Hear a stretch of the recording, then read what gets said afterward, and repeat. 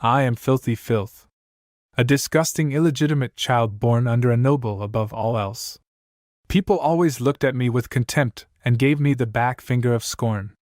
A lowly, disgusting piece of filth under the sun. That was me. However, I had one such talent, and it was the very power of healing. Heal. Healing is a blessing bestowed by the heavens to those who are suffering from illness. Healers who could use heals received high treatment and enjoyed wealth and prosperity regardless of their status. As a filthy bastard, I struggled to survive, to be recognized as a decent being. But I was also a pathetic healer. Below grade F. That was my healing power. I tried so hard, but I could not overcome the barrier of my talent. I've been stuck in my apprentice status for 5 years, and now I play miscellaneous roles for other healers. A gruff guy. A dirty guy. A pathetic person. Those were the words that were used to describe me. But then, one day, a miracle happened to me. You've awakened as a player. Job surgeon. The miraculous ability of the medical art of the place called Earth was put into my body as an F-grade flunking healer. You've awakened as a player. Raymond thought the message was just a dream. Wasn't that obvious?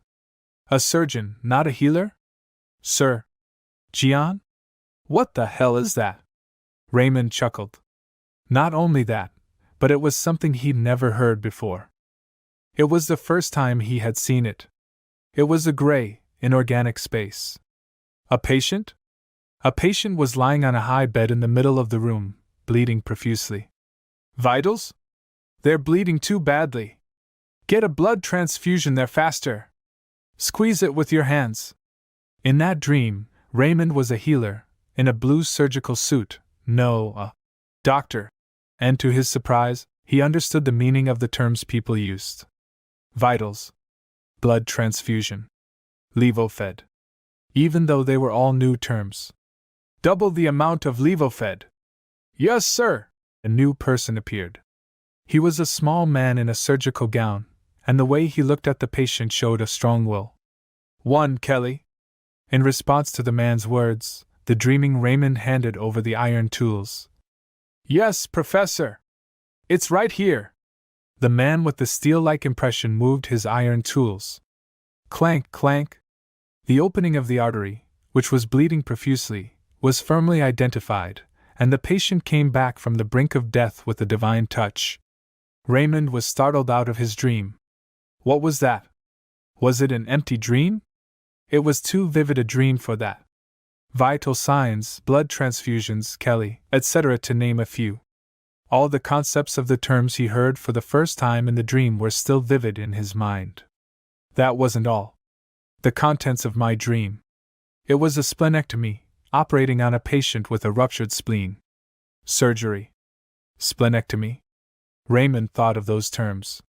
It's not some kind of pseudo. All the treatments on the continent of Leofantina, where Raymond lived, were done by healing. Surgery to open up the patient's abdomen to treat them? He had never heard of such a treatment. However, Raymond could feel it instinctively. He knew that the cure he saw in his dream was not a fake. In fact, it was a much better and more reliable treatment than the existing one. What the hell happened to me? That way he was confused. Something even more unbelievable happened. A message appeared in front of him. Congratulations on your awakening as a player.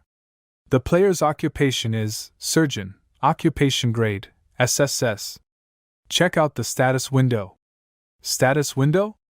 As he mumbled in his mind, the following message came to him. Player status.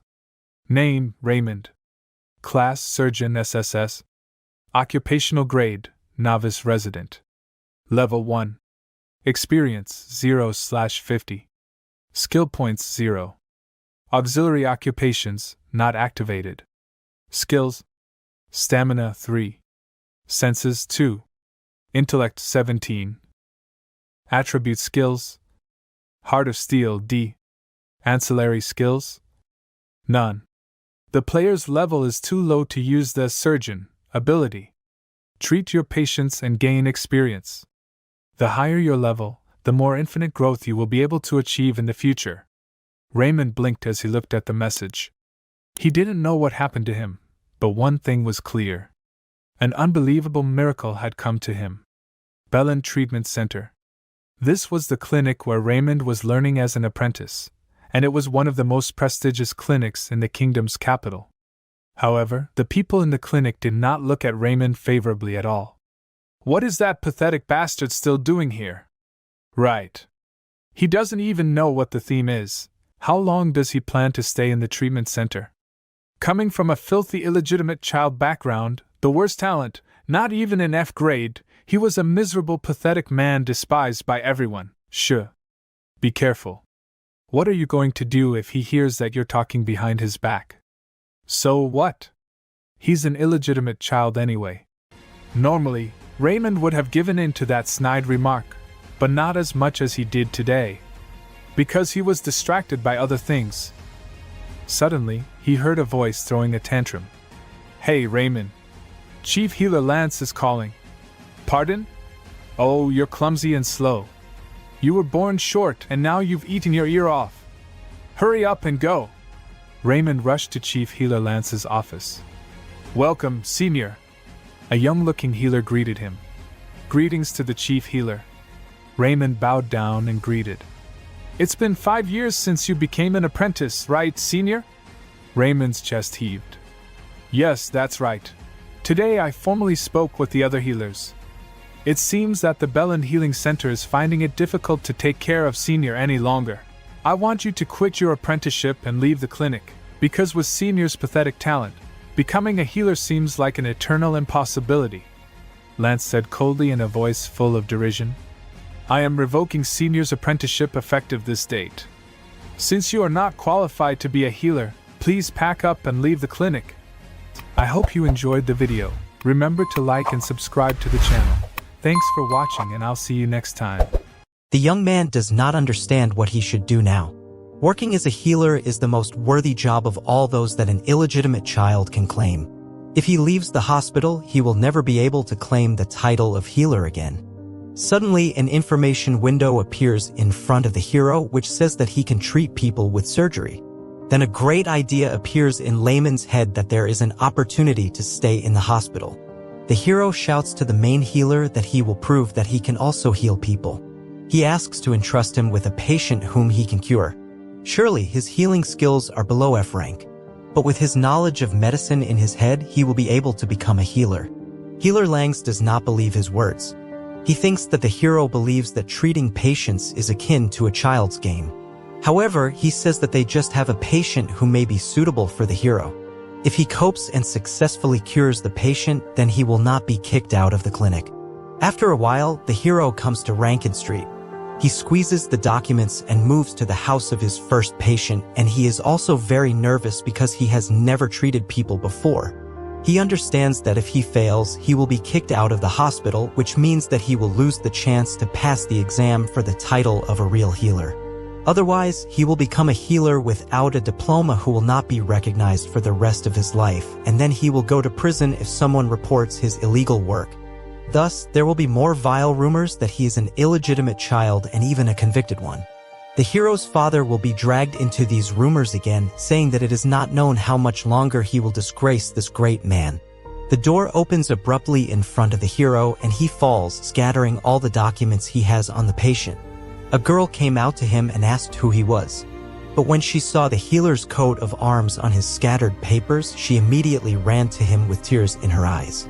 Suddenly, a woman came out of the house and the girl joyfully started shouting to her that a healer from the Bellin Clinic had arrived.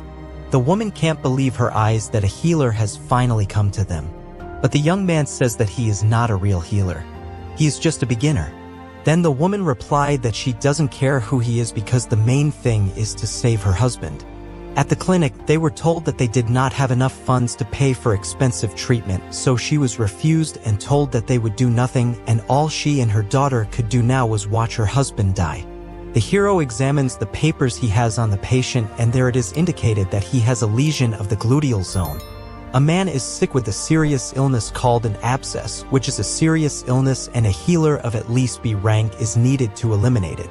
Of course, the poor family has nowhere to take money to pay for such a high-level healer, and now the man's family is forced to watch him die without the opportunity to help him. Here, the hero realizes that this situation is similar to his when he was still young. One day he came to the clinic and asked for help. With all his might, he begged for it and said that he would earn not enough money because he only needed his mother to be cured. The cry of a little girl who asks to save her father pulls out of his thoughts. The hero pulls himself together and asks to show the patient. Suddenly, a system window appears in front which says that the hero decided to help the needy free of charge, so an additional bonus in the form of 5 skill points became available to him. The hero can get points from me by completing various tasks that the system will give, and he will be able to use these points to gain the skills necessary to treat patients. Suddenly, a golden system window appears which says about the beginning of a new task. The essence of it is that Layman must cure his first patient. The young man, after reading the last sentence, adjusts to the fact that now there will be a moment when he will be able to cure his first patient. And even if he came here so that he would not be kicked out of the clinic, but he must do everything he can to help the needy. The hero is sure that it is possible to cope because he has the necessary skills in the field of medicine to prevent serious diseases. Despite his lack of knowledge, he will be able to increase his experience by treating patients. If he treats patients, he will become an outstanding healer and gain the recognition of others. He approaches the patient who is bedridden and greets him. He suddenly feels a terrifying smell emanating from the man. Suddenly, the hero forgets what to do when meeting a patient, so he is very worried. Unexpectedly, the skill Steel Heart is activated, thanks to which the hero calms down. He asks the woman to show what is bothering the patient. She says that he has some kind of abscess on his buttocks, and instead of decreasing, it only increases every day. He also started to have a fever, and now he can't even get out of bed. The hero understands that he needs to act quickly, so first he checks his blood pressure, respiratory rate, and heart rate. Fortunately, sepsis, cyst, that is a purulent infection, has not yet begun, but we need to hurry because if the hero tries, then the patient can be saved. He says that now he needs to examine the painful place, then the woman turns her husband over and the hero sees the abscess. Using healing for such a case is extremely troublesome, but from a medical point of view, it is the most common disease. The woman asks the hero if it is possible to cure her husband because the clinic said that only a high-ranking healer can cope with such a disease. But Layman says that it is possible to cure the patient. He asks for help from a woman. He needs to boil water and then cool it down well. He also asks to prepare a sharp knife, and this phrase scares the woman very much. After the hero said that he still needed to be treated with fire, the woman asked how he was going to treat the patient. The young man replies that he is going to perform surgery. All preparations are completed and the hero is going to cut the tumor. Here the woman, frightened for her husband, grabs the young man by the hand because she does not understand why he is going to cut him. The young man replies that he is going to cure him. The woman does not understand why because healers should use healing. Layman says he will definitely save the man. He just needs to be trusted and he will be able to laugh with their daughter again. The woman lets go of the hero's hand and begins to pray. He is sure that he should not make a mistake. The hero recalls the operation where he was with a cold head but a passionate heart.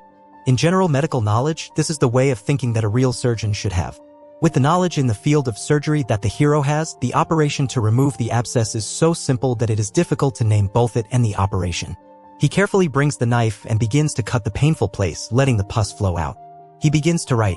The girl who is standing next to him screams, worrying about her father. Layman tries to collect his thoughts using his knowledge.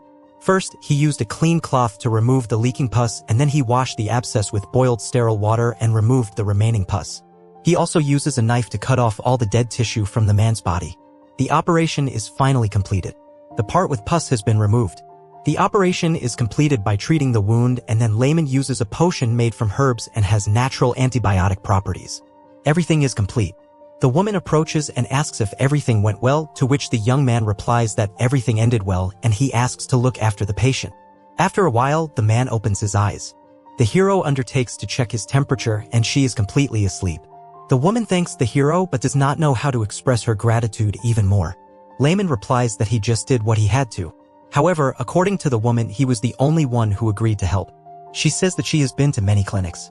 But all the healers said that her family's money would not even be enough to look at the patient, and thanks to the hero, she did not lose her husband and now her family is saved. Suddenly the girl runs to the young man and hugs him. Then he realizes that no one has ever said words of gratitude to him. It must be that the feeling he is experiencing now is joy after treating the patient. A few hours later, the hero stands in the office of the chief healer Langs and tells him that he was able to cure the patient. However, the healer does not believe him because an abscess is not a disease that can be cured by someone who is not even a B-rank healer. Healing is not an omnipotent force that cures all kinds of diseases just by putting your hand on the patient. In Liapontine, healing only increases vital energy, and vital energy gives several useful healing effects against some diseases, but it is completely useless against most of them. For purulent inflammation, which was treated by the hero, the healing force was no good and it would not have helped the patient in any way because no matter how much you increase the effectiveness, healing will be completely useless if pus is not removed inside the abscess and not only in the pus business. There will be too many problems with the Liapontine style of treatment. They don't even use this method properly because of their excessive dependence on healing. Lang says that he will go to find out everything personally. And if the hero lied, then he should be ready to pay for the lie. Calming himself, the young man was not afraid because he had done nothing wrong. Suddenly, a notification box appears in front of him indicating that he has completed the task and received ords, as well as his level has been raised and he has earned 10 skill points. Increasing the level occurs by gaining the required number of experience points. Thus, the hero increases his level, and as he increases, he can increase his characteristics. Once he reaches level 40, he will be able to raise his rank. The rank of the hero increases as the level increases, and from a novice resident, he can rise to a trained resident. Based on this, so far, the hero is a resident, but in the future, he will raise the level and become a specialist and then a professor. He understands that he will be able to level up in this way, and then he gets additional performance points for each new level. Layman reads about additional characteristics that he can study. For example, endurance is an ability that includes general physical characteristics such as agility, muscle mass, and so on. Then endurance will be extremely useful in the treatment of patients, and there is also perception here. Perception is an ability that allows you to cunningly control the physical body. And the more sensitive the hero is, the more smoothly he will be able to perform delicate movements when treating a patient. Intelligence is used to allow the hero to rationally use the available knowledge. There is also an additional characteristic, the name of which is hidden by question marks, and it will be available after certain requirements are met. Suddenly, Langs burst into the room. He had already managed to check on a patient who had recently been treated by Layman, but the healer decided that it was not the hero himself who cured him. Apparently, the patient was cured on his own. However, a promise is a promise, and the man agrees to give the hero a chance.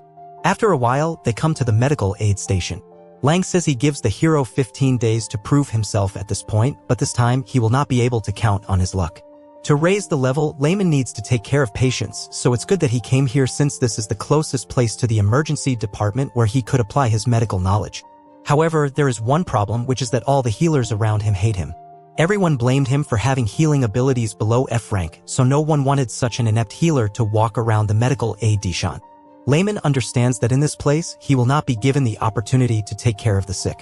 But if he does not cure anyone in these 15 days, then the training in the hospital will be over, so the young man understands that he must do something. Next patient.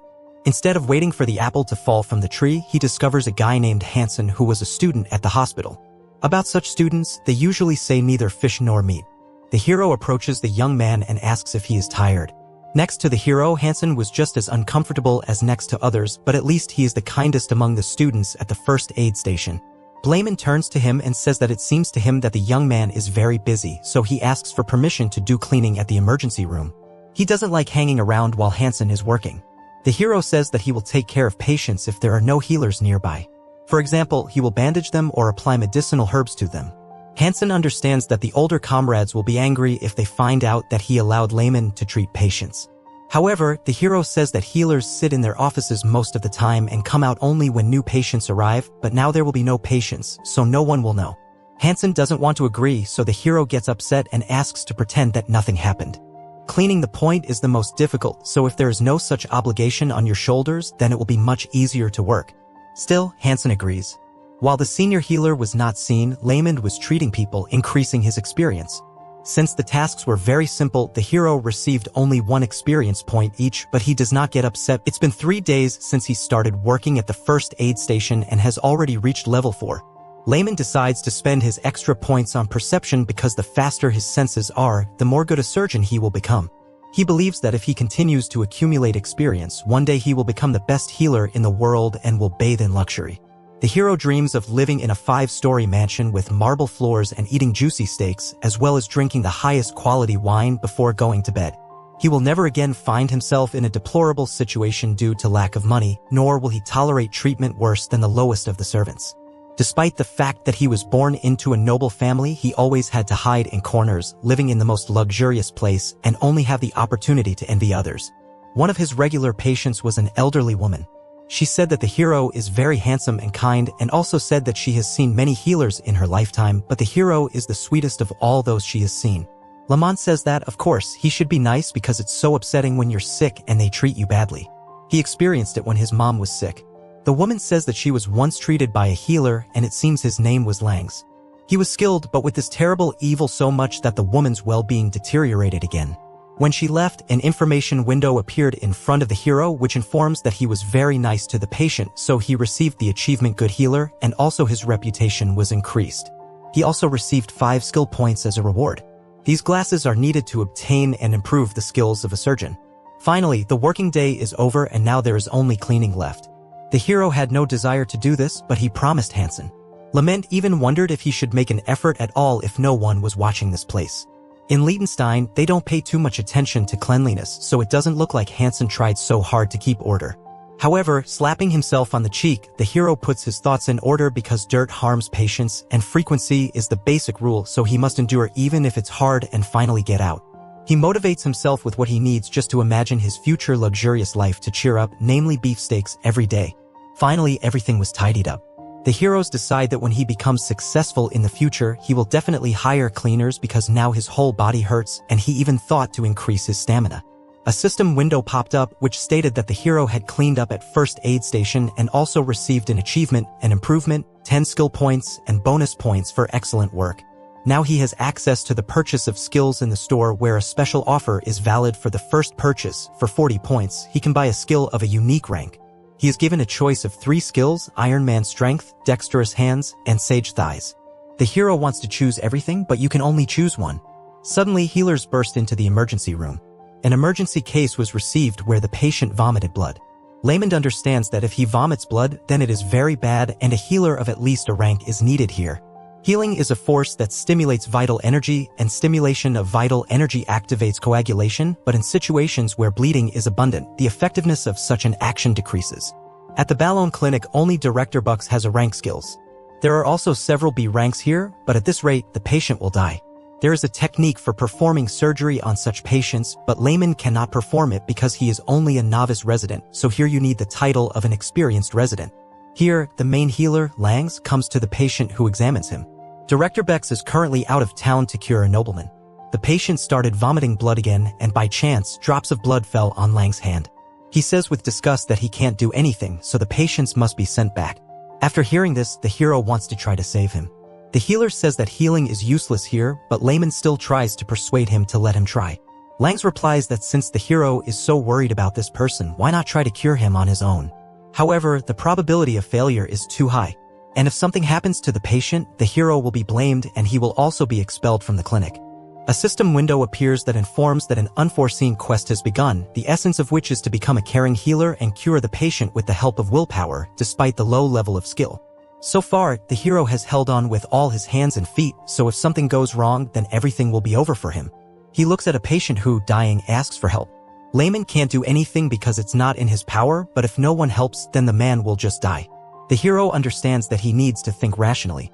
That is, even if he tries, nothing will come out, so it would be wiser to just continue to take care of less seriously ill people and in the future find another opportunity to gain experience.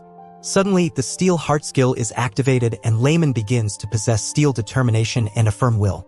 He recalls the Hippocratic Oath, which states that the swearing asks to be allowed to practice medicine and solemnly swears to devote his life to the service of humanity. Even if it is akin to the impossible, he cannot abandon a dying person. Layman asks to be allowed to try to cure this patient. Langs is sure that the hero just went crazy, but still allows him. However, he clarifies so that the hero does not forget to take responsibility for the result later. Other healers leave and the hero remains alone. He is not sure that he will be able to cope alone because it is quite difficult to carry out the operation alone. When suddenly Hansen calls out to him, who offers the young man his help because he also wants this man not to die. The hero feels relieved because now he has an assistant, so he thanks Hansen for his support and help. The situation is urgent, so there is no time to explain. Layman tells his assistant that you need to prepare a knife boiled in sterile clean water to begin with and then treat it with fire. He also needs a thin thread and disinfect it with medicinal herbs. Hansen doesn't understand why all these things are needed. With the help of a hallucinogen, the hero put the patient to sleep and anesthetized him. Fortunately, he also prepared catgut, that is, a natural absorbable surgical suture material. Blamond had prepared it in advance just in case because it was easy to get since it is used by magicians from the wizard tower. First, you need to disinfect the place on the body where the surgery will be performed. Here the young man begins to cut his skin tissue with a knife, and this scares Hansen very much. Heroes see fat and muscles covered in blood. He knew how to open the abdominal cavity from the knowledge he had gained. However, it was terrible to see it with his own eyes, and as a result, the young man's head empties. The hero begins to shake, but suddenly the skill steel heart is activated, which allows the young man to become more adamant. Layman thinks about wealth, mail, and calms down. He just needs to follow the knowledge of surgery. He must perform a median laparotomy. That is a method of surgical intervention by dissecting the tissues in the area of the anterior abdominal wall. Hansen is just terrified because he doesn't understand what the heroes are doing to the patient and should he stop him. However, he sees the confident look of the hero and does not risk stopping him. Yellow fluid oozes from the duodenum. This is a perforated ulcer, so it is necessary to bind the artery and block the hole. A perforated ulcer is a through defect in the wall of the stomach and duodenum, as in this case with access to the abdominal cavity or retroperitoneal space. Here, the hero asks Hansen to lift one red organ. The young man is surprised but still helps the hero. Now you need to cut out the perforation area with a scalpel. The hands of the young man do not obey at all. And at this rate, the operation will end very badly, so the hero decides to buy the skill-dexterous hands of the surgeon. Good stamina and intelligence are undoubtedly important, but more importantly, they are able to save the patient. He uses the skill and his perception increases from 6 to 16 and the fingertips become more substantial. Of course, it's still a little unusual, but the hero moves gracefully really and the feeling that he lacks something. He asks Hansen for a threat because first he needs to tie the artery and stop the bleeding. Now you need to close the hole in the duodenum. Then you need to take the tongue of the momentum of a suitable size and block the perforation of the intestine with it, applying nodal sutures. And finally, it remains only to check the vagus nerve, which is associated with the secretion of gastric acid, and also remove the spread gastric juice with clean water, and finally, do not sew it up. The operation is over. The hero got his first experience in abdominal surgery. He received the achievement of the father surgeon, that is, the discoverer of surgery for future generations. The hero also received a lot of skill points and a bonus to level up. Suddenly, his legs give way and he falls and tears begin to flow from his eyes. Finally, he did it, cured the patient. After a while, the chief healer learns that Layman did a good job and cured a patient who vomited blood. He couldn't believe his ears because it's impossible, so he decides to make sure of everything personally. Legs give way and he falls and tears begin to flow from his eyes. Finally, he did it, cured the patient. After a while, the chief healer learns that Layman did a good job and cured a patient who vomited blood. He couldn't believe his ears because it's impossible, so he decides to make sure of everything personally. Langs believes that there is no way the hero can heal patients with blood vomiting and his abilities are below F rank. He bursts into the room and sees how the patient is having fun and sweetly communicating with his healer. The man thanks the main character for the rescue. The young man answers him that he should not forget about caution. Langs comes into the room and asks who cured the patient, or perhaps Director Bucks did it at all. The healer still does not believe him because he thinks that he is lying since he does not reach the F rank, so how could he cure a sick person here? The young man replies that he did not use healing. However, he understands that the truth cannot be told. He invents a legend that he treats patients with the help of medical techniques that were used in ancient times. Yes, it was for such a case that the hero came up with a story. Layman says that some time ago when he was running errands in the northern region, he lost his balance and fell off a cliff unexpectedly for himself and then wandered into the ancient ruins and there was able to comprehend the ancient method of healing, which is called medical techniques. Langs doesn't believe him. Suddenly, the patient gets out of bed and says that it's too noisy here. He calls the main healer and lifts up his shirt and then asks to see him, which has proof that it was the main character who saved him. There was a huge seam on his stomach, by the way. The man adds that he remembered the main healer because it was he who asked people to leave him to die. The main healer did not help himself, and now he is trying to denigrate either the healer who pulled the man out of the other world. He takes a chamber pot and throws it right at the main healer, dousing him from head to toe. The patient is very angry. He shouts at him, insulting him, and asks him to get out of here right now. The main healer runs away. The patient apologizes to the main character for soiling the room. However, the young man replies that, thanks to him, he feels better. At this time, Langs is trying to understand the words of the young man, namely that he was talking about some secret ancient techniques. People started discussing the main character saying that he was lucky to stop the bleeding. The hero knew that people's opinion about him would not change just because he cured one patient. Here, Hansen turns to the hero. The young man does not say anything and takes away Lamon's mop. That from now on, he will be engaged in cleaning because this is his job. It seemed to the hero that Hansen looked at him differently. Behind the wall was Langs, who looked at the hero quite differently. His gaze started from mocking to a complete desire to kill. In the past, when people behaved this way towards heroes, he didn't know what to do, but now he doesn't care. Everyone should keep watching. And when he eventually becomes the best healer, then everyone will dance with him. Here the main healer Langs. The hero sneaks up from behind and talks about his skills. He offers him to go to the birthday festival at the royal palace as an invited healer. This shocks the hero. The festival is organized in honor of the birthday. This banquet is also dedicated to the birthday of the very first king, a grandiose festival at which all the capital's nobility gather. It is so large-scale that there are not enough healers at the royal palace because each clinic sends its own people there. Being sent to the festival at the royal palace means that your abilities have been recognized, and it is a great honor for any healer. However, the hero does not like it. The chief healer, Lang, says that Lamond is still a student and only the really hopeful gets such a chance. And the hero cured a patient who vomited blood, so he definitely deserved the right to participate. The hero believes that Langs does not give them the opportunity but just wants to set them up because for the hero, the royal palace is hell. The fact is that he has 3 stepbrothers who constantly bullied him. That time was like hell. If we compare life in the palace and life in the clinic, then the latter will definitely seem like paradise because it was because of the hero that his father's dignity was tarnished. He was a hidden prince. The Kingdom of Houston is a country where chivalry and nobility prevail, so it does not recognize illegitimate children. The hero, the only mistake that the king of a great country once made. Therefore, he is bad because he should not exist because he defames the name of his royal majesty. The heroes decide to clarify whether it is really necessary to send him to the festival. Lang says that if he does not like it, then let him not go. Only the hero should not forget that the completion of his training is in the hands of the main healer. Layman really wants to hit him, but he can't do it. Suddenly, an information window appears in front of him with a new task which is called the Guardian of the Banquet. The essence of this task is that a large number of people gather at the banquet and it is unknown what kind of emergency situation may occur. The task of the hero as a healer is to make the banquet without victims.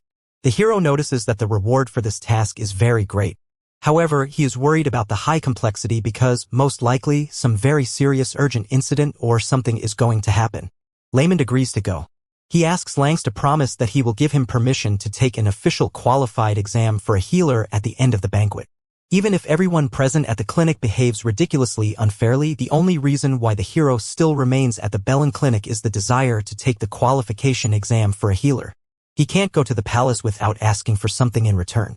A few days later came the royal festival. 5 years ago, the hero left the royal palace and here he is again. He's thinking about going back to the Bellanda clinic. He doesn't understand how he can help an urgent patient at all when his healing powers are below F rank. There will be a lot of skilled healers at the banquet. However, if healing is useless for this person, then he may die. The young man understands that he should not avoid the palace because he has done nothing wrong. He didn't want to be born out of wedlock, so it's the fault of his father, the king, and the hero is just a victim. As a result, an information window appears again which says that the hero decided to look fear in the eye, so Steelheart reacted to his concern. He calms down. Lamond understands that he should not be discouraged because who knows, he may be able to save a high-ranking nobleman and he will receive a generous reward. However, before entering the castle, the hero must acquire useful skills. He looks at the profile menu, which states that for skill points, he can acquire any skill he wants. However, due to his low F rank class, there are some restrictions, so the skills available for purchase are divided into 2 groups, attribute skills, which can be purchased 5 pieces, and passive skills, which can be purchased 3 pieces. The hero decides to look at the attribute skills available for purchase and he sees several types of basic magic, which means he can learn magic for points. He decides to buy a skill called the Method of Dealing with Jerks because there are a lot of them among the noble people. After a while, the banquet begins. People raise their glasses to His Royal Majesty, to the king, because no one can compare with the greatness of His Majesty. Thanks to this man, the Kingdom of Houston has become so developed. He was an outstanding knight and military commander as well as a politician who thinks about his people. He was a monarch who listened to the nobility and no one dared to mock the king. That's why all the people spoke badly about the hero, because if it wasn't for him, the king would have been just perfect. The banquet also discussed the main character, calling him the hidden prince who left the castle 5 years ago. There was a lot of gossip about him, but right now he was standing in a group of healers. Suddenly one of the people notices a young man in the corner who looked like a hidden prince. The hero rejoices in his steel heart because before he would have been simply discouraged catching such glances on himself, but today he does not care about anything. He thinks that today he shines like never before. Suddenly the hero notices Princess Sophia. The girl had a look as if she was looking at a mistake that has not been fixed yet. However, if you compare this girl with the main princess, then she is just a dissatisfied teenage girl. She did not mock the hero because she simply did not have the strength to do so because, like the first queen, her health was not good. Even now, her complexion is still pale, so the hero thinks that she is still not cured. Suddenly, he hears a voice from the side. A red-haired young man, who was the fourth prince named Saddle, approaches him. As a child, the young man often beat the main character. And after this cruel childhood, his scars on his body still have not healed. He still can't move like a mouse in front of a snake. Saddle is very angry because Layman dares to ignore him. The hero was very scared at the sight of his brother. The steel hard skill is reactivated and he is no longer afraid of anything because his will is firm again. Saddle is designated as an extremely high complexity jerk. The skill method of dealing with jerks is activated. Suddenly, the hero makes a bow and greets the great fourth prince of the Houston Kingdom. The young man is surprised because the main character does not look scared, although he used to be so afraid that he could not say a word. Lament is trying to somehow play this situation by asking what brought the fourth prince here because this is a zone for healers and if he came here, it means he feels bad. Saddle doesn't understand what's wrong with the hero. He says he feels fine. The hero tries to send off the fourth prince as he feels well, so he sends him to the other side where the banquet is located. Suddenly, he sees a man who is crouched down and tries to help him, ignoring the fourth prince.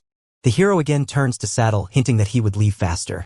Saddle tries to humiliate the hero somehow, saying that he really feels bad, so he is in the zone for healers. He says that he has been feeling tired lately and he has no strength at all. Since healers believe that such big symptoms are the most difficult to deal with, he decides to check how the hero copes. The young man, after examining the fourth prince, concludes that he is suffering from alcohol poisoning. It turns out that the fourth prince drank every day. Excessive amounts of alcohol can cause a functional disorder of the body. Therefore, most likely, this is the cause of fatigue, His Highness, the fourth prince. The hero advises him to refrain from drinking alcoholic beverages and have a good rest. Saddle gets upset and leaves in a bad mood. With a calm smile on his face, Raymond respectfully asked Prince Saddle to take care of his health. The prince, standing tall in his regal attire, could only nod, unable to refuse as Raymond showered him with sincere compliments. As Raymond inquired if the prince had any other health issues, the prince simply shook his head, giving a brief and final no. Raymond wished him a good time at the banquet, his voice filled with pleasant courtesy. But deep inside, Raymond was overjoyed.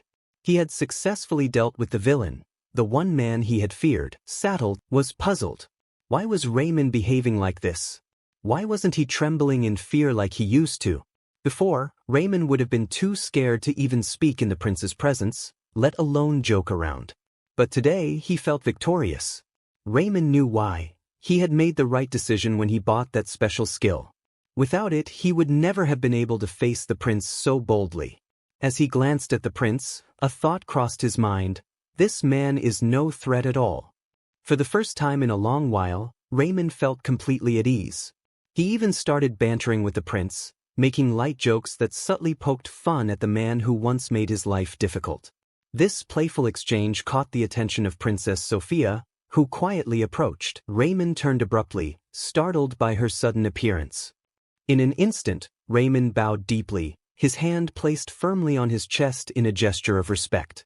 But the princess was not amused. Her gaze, sharp and unwavering, reflected the shock of what she had overheard. She had listened to every word of Raymond's conversation with the prince, and she wasn't about to let it go unnoticed. "You've changed a lot in these last 5 years, Raymond," she remarked coldly, her voice cutting through the silence like a blade. She didn't stop there. Her next word stung. "You used to be worthless. Like garbage." Raymond, taken aback, blinked in confusion. Was that supposed to be an insult? He couldn't tell. After a brief pause, he replied with a straight face, "You haven't changed at all." That remark hit Princess Sophia harder than he realized. Her expression shifted ever so slightly, betraying the hurt behind her otherwise stoic facade. She had hoped she was no longer seen as the horrible person she once was, but Raymond's words felt like confirmation that nothing had changed. Noticing her discomfort, Raymond quickly tried to reassure her, softly complimenting her beauty, hoping to end the conversation on a more positive note. But Sophia seemed eager to leave. She claimed she wasn't feeling well, her voice strained and distant. Raymond's instincts as a healer kicked in immediately. "What's wrong?" he asked, concern lacing his tone. But the princess brushed him off, waving away his questions. He knew she was unwell, her pale face betraying her words. As Princess Sophia turned away, her two maids hurried to follow her, their anxious eyes darting between Raymond and their princess. Though she was rude and quick to anger, Sophia was a true princess in every sense. She took her place on the throne at the head of the banquet hall, a picture of grace and power. The room erupted into cheers as the banquet officially began. Princess Sophia rose to give her speech, her voice clear and authoritative as she welcomed everyone to the celebration. She spoke with confidence, congratulating the gathered nobles on this joyous occasion. But as her speech continued, Raymond, standing among the crowd, noticed something was wrong. The princess's movements became sluggish. Her face grew paler and her once strong voice began to falter. Raymond's heart raced as he watched her closely. Sweat glistened on her forehead, her hand clutching her chest as if the very act of breathing had become a struggle. The crowd seemed oblivious, but Raymond sensed the danger. And then, in the middle of her speech, it happened. Princess Sophia staggered, her legs giving out beneath her as she collapsed to the ground. A wave of panic swept through the banquet hall. Screams filled the air as nobles rushed forward, trying to help, but Princess Sophia lay unconscious, her face devoid of life. A group of men shouted for a healer, their voices tinged with fear. The older nobles hurried toward the fallen princess, their faces grim, while others stood frozen in shock. The atmosphere was chaotic, but Raymond remained still, his mind racing. The healers arrived in an instant, and one young healer, a boy barely out of his teens, stepped forward. He placed his hands over the princess, green healing magic swirling in the air. But to everyone's horror, it didn't work. The magic flickered, but the princess's condition didn't improve. The healer's face paled, his eyes wide with fear. He stepped back, shaking his head in disbelief. Even the best magic couldn't save her. Raymond watched from the sidelines, his thoughts a whirlwind. Should he step in? Could he risk it? As an apprentice, he wasn't supposed to interfere. But if he did nothing, Princess Sophia would die. She hadn't apologized to him yet, not properly. He couldn't let her die without making her apologize for all the torment she had caused him. With a newfound determination, Raymond stepped forward, his voice loud and unwavering. "I'll treat her myself," he declared. The healers, startled, turned to him in disbelief. The lead healer, Ing, tried to stop him. "What are you doing?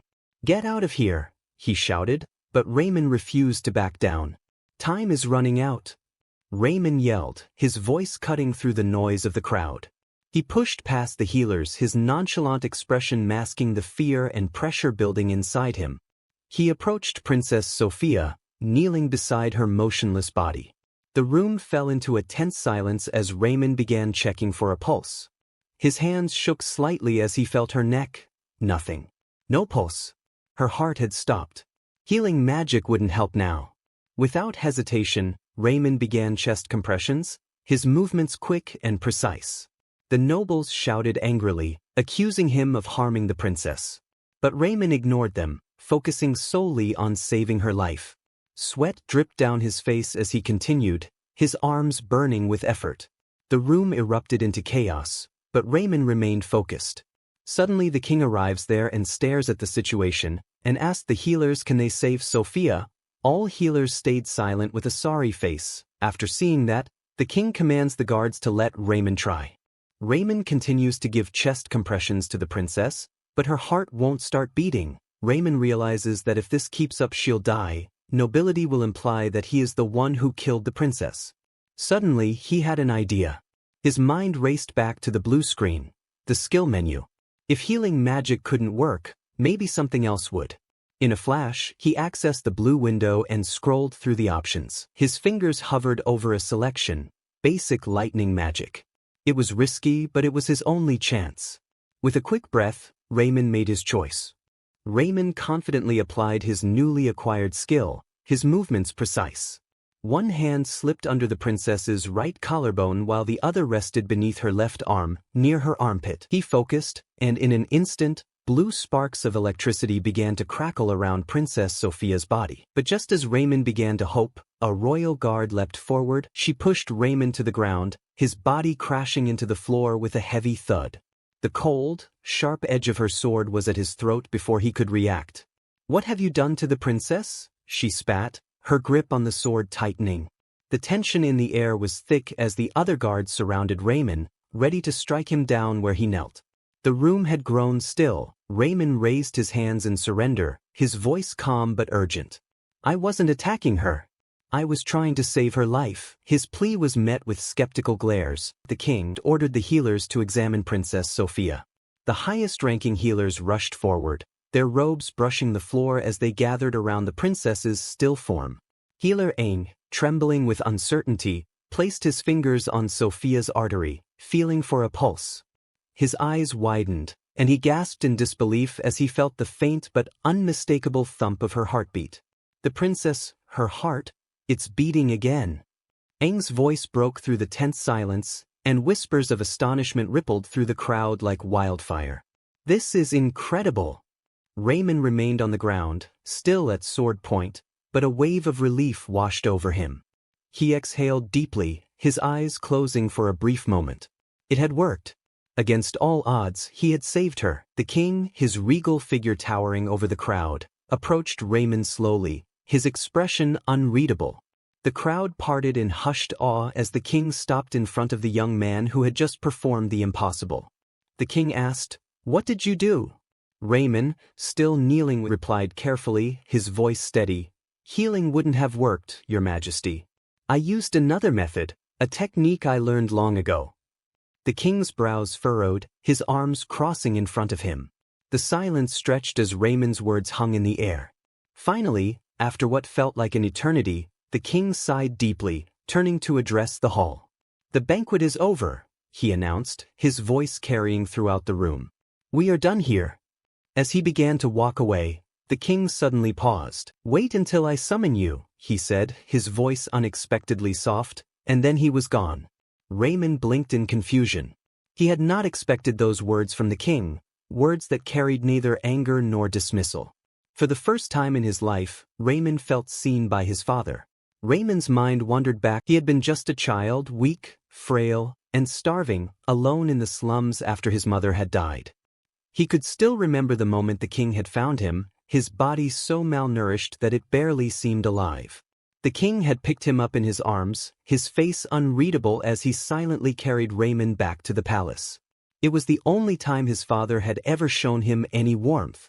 From that day on, Raymond had lived in the palace, surrounded by people who blame him for tarnishing the image of the king by being an illegitimate child. All his siblings used to bully him, and everyone treat him worse than slave. But his father had never spoken to him again, until now. As Raymond stood in the now empty banquet hall, a blue screen flashed before his eyes. It was a notification: quest completed. 30 skill points earned. He grinned, his chest swelling with pride. Not only had he saved Princess Sophia, but he had also completed the quest and earned a significant reward. His reputation had grown, and his skill set had expanded. He stood a little taller, his head held high, feeling a sense of victory that he had never felt before. The time had come to claim his reward. Raymond was summoned to the king's throne room, the path lined with noblemen on both sides. Their eyes followed him as he walked, their murmurs filled with curiosity and surprise. Raymond approached the throne, where his father stood, the regal figure looming over him. He bowed deeply, introducing himself as a servant to His Majesty. The king narrowed his eyes, his gaze intense. "What method did you use to save my daughter?" Raymond took a deep breath, carefully crafting his response. "It was an ancient secret technique, Your Majesty," he explained. "One I discovered while wandering the ruins long ago." He spoke of the ancient ruins and the mysterious powers they held, weaving a tale of forgotten techniques that were unlike traditional healing methods. The king's right-hand man, standing nearby, hesitated for a moment, but eventually, he believed Raymond's story. The king, though clearly not pleased, did not press further. "You saved the princess, you shall be rewarded." Raymond's heart raced as the king asked him what reward he desired. Wealth, jewels, a lifetime of luxury, anything was within his grasp. But Raymond wasn't interested in riches. He had a bigger goal in mind. "I am a healer," Raymond said, his voice firm. "What I desire is the ability to continue using my medical technique. I need your approval, Your Majesty." He realizes that if he continues to use them, the healers might accuse him of practicing sorcery, and the Tower of Healing could ban the technique altogether. To prevent this, Raymond knows he needs the king's official recognition. Without hesitation, the king agrees to his request and gives a formal speech acknowledging the technique as a legitimate form of treatment. Raymond is overjoyed. The king's approval is more than he could have hoped for. Yet, Raymond isn't entirely satisfied. He's only getting started and decides to make one more request. With eloquence, Raymond explains that he doesn't want gold or silver. All he desires is to be honored as a healer. The king, perhaps not understanding the gravity of the request, initially seems puzzled. Raymond, with a sorrowful look, asks for something that seems less substantial, the bearer's medal, if His Majesty would permit it. The king is visibly surprised by such an odd request from the young hidden prince, and the nobles whisper in shock. After all, the bearer's medal is awarded for extraordinary service to the empire, not something granted lightly. Everyone in the room is astonished. They had assumed Raymond was nothing more than a bastard, but now they see a generous, kind-hearted young man. Some think he is too simple-minded for a healer. Raymond's fame rises in the eyes of those around him, for his words move them deeply. But Raymond's intentions are far from naive. By receiving the bearer's medal, he earns honor and can elevate himself to nobility. It is the best possible outcome for him in this situation. The king, still surprised by the young man's humility, asks if the medal will truly be enough. Having ruled for years, no one had ever made such a request, as most seek wealth. Raymond assures the king that the medal will suffice. The nobles, astonished and delighted by Raymond's modesty, cheer. Raymond's reputation grows even more, and the king has no choice but to honor his request and bestow the bearer's medal upon him. Raymond bows before the king and expresses his gratitude. The festival ends, and the healers leave the royal palace. Raymond, immensely satisfied, could not have expected such a result. As the king watches Raymond leave through the window, he reflects on the young man. His right-hand man, Gelman, remarks how much Raymond has changed and that he is no longer just a child with basic desires. Gelman remembers the day he first encountered Raymond in the slums, a frail child on the brink of death. The king had made the decision to save him, even though the boy was illegitimate, and to give him a chance at life. Raymond's mother had left the palace after discovering the king's identity, choosing to leave quietly to protect his honor. Gelman continues to express his concerns that acknowledging Raymond might damage the king's reputation, but the king is resolute and leaves the room without discussing it further.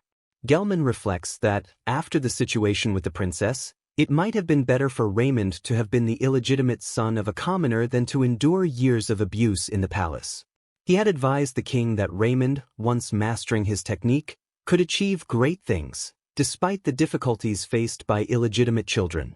The king, mulling over Gelman's words, departs the room in haste, while Gelman is left feeling frustrated. Meanwhile, Raymond returns to the clinic where he is studying. Unsure of how his fellow students will react to his achievements, he walks in proudly, his head held high. His fame has already reached the clinic, and students swarm him with questions. Raymond relishes the attention, knowing that just a short time ago, they had viewed him as nothing more than trash. Even Langs, the chief healer, is now cautious of him. But Raymond hasn't forgotten Lang's promise of a qualifying exam. Langs, seething with anger, addresses Raymond with a Sir prefix, confirming that he is now eligible for the exam. Raymond, mocking Langs, repeats his name with the title, Sir, enjoying his newfound status as a nobleman. Furious, Langs begrudgingly apologizes for his improper tone and formally greets Raymond according to etiquette. The chief healer, though furious, is forced to bow before him. Raymond savors the moment, though he knows he cannot retaliate against those who once tormented him, for he lacks the authority and power to exact justice. He must be content with his current victories. Raymond focuses on gaining the respect of his fellow healers, working diligently and treating as many patients as he can. As his experience grows, so does his intelligence and skill. Even the patients begin to praise his humility and dedication. Hansen, another healer, starts observing Raymond closely, though it's unclear whether out of admiration or something else. One day, alarms ring out as a patient with a severe stomach wound arrives at the aid station. The healers gather around him, trying to treat his injuries. Raymond thinks to himself that a B-rank healer like Langs should be able to handle this case, but Langs just stands there, staring at the bloodied patient. Raymond is puzzled. Why isn't Langs doing anything? Though the patient is gravely injured, he had walked several meters on his own, losing a lot of blood in the process. He keeps muttering about leaked information and collapsing from exhaustion. Meanwhile, in Augusta County, a noble estate, a dark-haired young man speaks with Count Augustus about the hidden prince's deeds. The count, who had suspected Raymond of being untrustworthy at the banquet, acknowledges that Raymond is skilled but believes he will never become a prince. The count's family supports the third prince, Liberton, though it is more likely the second prince, Karen, will take the throne. The count hands a letter to Killian, instructing him to deliver it to the third prince, while cautioning him to avoid drawing attention from the second prince's watchful eyes. Everything happened so quickly. The attacker had likely been sent by the second prince, and though Killian barely fended him off, he lost a significant amount of blood. He somehow managed to stagger to the nearest clinic, nearly unconscious, but determined to survive. When the healers saw Killian, they were horrified and immediately sounded the alarm for an emergency. Despite being gravely wounded, Killian remained standing, pleading for the strength to save his life. The healers scrambled around him in a panic, urgently calling for Chief Healer Langs. Killian was confident he wouldn't die here. He believed they would save him. But to Killian's surprise, Chief Healer Langs showed no urgency. He simply stood by, observing. It quickly became clear why. Langs coldly declared that he had no intention of treating a beggar like Killian. He didn't want this man on the clinic's records, nor did he want to deal with him for days. Langs ordered that Killian be sent to another clinic, one meant for commoners. Killian, struggling to speak, tried to inform Langs that he was from the noble Augustus family, but he couldn't form the words, coughing up blood as he gasped for breath. Langs turned away with contempt, declaring that someone of Killian's low status couldn't possibly receive treatment in such a prestigious clinic. At that moment, Raymond stepped in, challenging Langs. He pointed out that no healer at the nearby clinic was qualified to treat such a serious case, and if they sent Killian away, he would die. Langs, mocking Raymond, sarcastically told him that if he wanted to treat Killian, he was welcome to try. With a smirk, Langs taunted Raymond, saying that if he had the skill to cure a princess, surely he could handle a beggar. The other disciples and healers whispered amongst themselves. Langs clearly didn't believe in Raymond, thinking his previous success was just a stroke of luck. The truth stung Raymond. His rank wasn't high enough to handle such a complex surgery. He hesitated, unsure of what to do. Langs, seizing the moment, ordered Raymond to either treat the patient or personally throw him out of the clinic. To drive the point home, he suggested that Raymond escort Killian to the commoner clinic himself. Anger burned inside Raymond at the injustice of dividing people into rich and poor when it came to something as crucial as healing. His goal was to become a skilled healer, and though he had ambitions of wealth, he believed that no healer should abandon a dying patient. With newfound determination, Raymond locked eyes with Langs and boldly declared that he would cure Killian. Activating his heart of steel, Raymond remained calm and composed, while Langs, confident of his failure, left Raymond alone with the patient. The others quickly dispersed, leaving Raymond to figure out how he would perform the surgery. Staring at Killian's weakened form, Raymond felt unsure of himself. He knew that if he failed, it could ruin everything for him. But before he could dwell on his fears, a voice interrupted his thoughts. Hansen, with fire in his eyes, offered to help. Raymond, thrilled but taken aback by Hansen's willingness, eagerly accepted.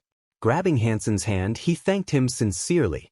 Raymond assigned Hansen the same tasks as before: boil the water, sterilize the knife and needle. Together, they prepared for the difficult operation. Killian had lost too much blood, and a transfusion was necessary, but they didn't have the proper equipment for such a procedure. Raymond began to think through each step carefully. First, he injected some blood, then tried to stop the bleeding, activating his nimble surgeon's hands. Raymond moved with the precision of a seasoned doctor, while Hansen stood by, handing him the instruments. Slowly, Raymond made an incision in Killian's abdomen, his hands more steady than ever before.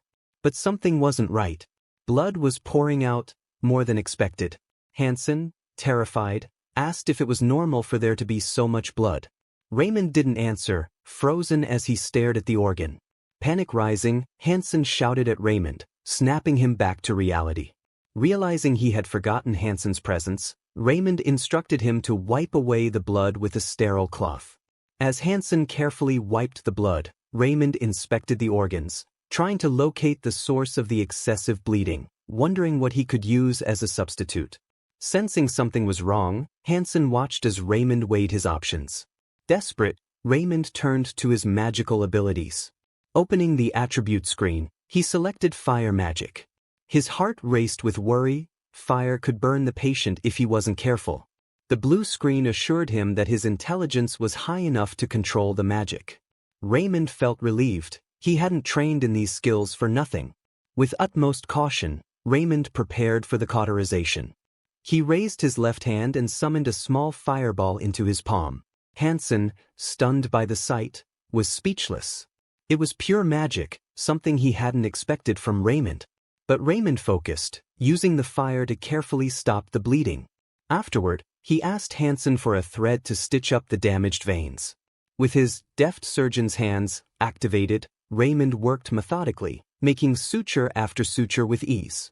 Hansen, in awe, watched as Raymond expertly finished the operation, placing each stitch as if he had been practicing for years. When the bleeding had completely stopped, Raymond smiled, relieved. Hansen, still shocked, asked Raymond about his ability to use magic. Raymond casually replied that magic was just a hobby, something he dabbled in during his free time. He explained that he had gained his magical abilities while exploring ancient ruins, which had since collapsed, meaning no one else could access them. Hansen realized that Raymond was only talking to deflect from telling the full truth. He respected Raymond's choice, knowing that anyone in his position would want to keep such power secret. There wasn't much left to finish the surgery, just flushing everything out and repairing the mesentery. Hansen was in awe of Raymond's abilities. No matter what technique he used, Raymond was saving lives that others couldn't. Hansen even began to wonder if he could learn this technique himself. After a brief reflection, he concluded that Raymond would likely refuse to teach him. The surgery was finally complete, and Killian's life was no longer in danger. The blue screen in front of Raymond displayed a significant increase in experience, and his level had gone up. Hansen, seeing Raymond lost in thought, asked if the procedure was finished. A satisfied Raymond turned to him, grabbed his hands firmly, and began to thank him profusely for his assistance. He praised Hansen, emphasizing that he couldn't have saved the patient without him, just as he hadn't been able to do it alone the last time. Hansen was stunned by Raymond's words, feeling a mix of shyness and euphoria at the unexpected praise. Raymond was certainly an unusual young man.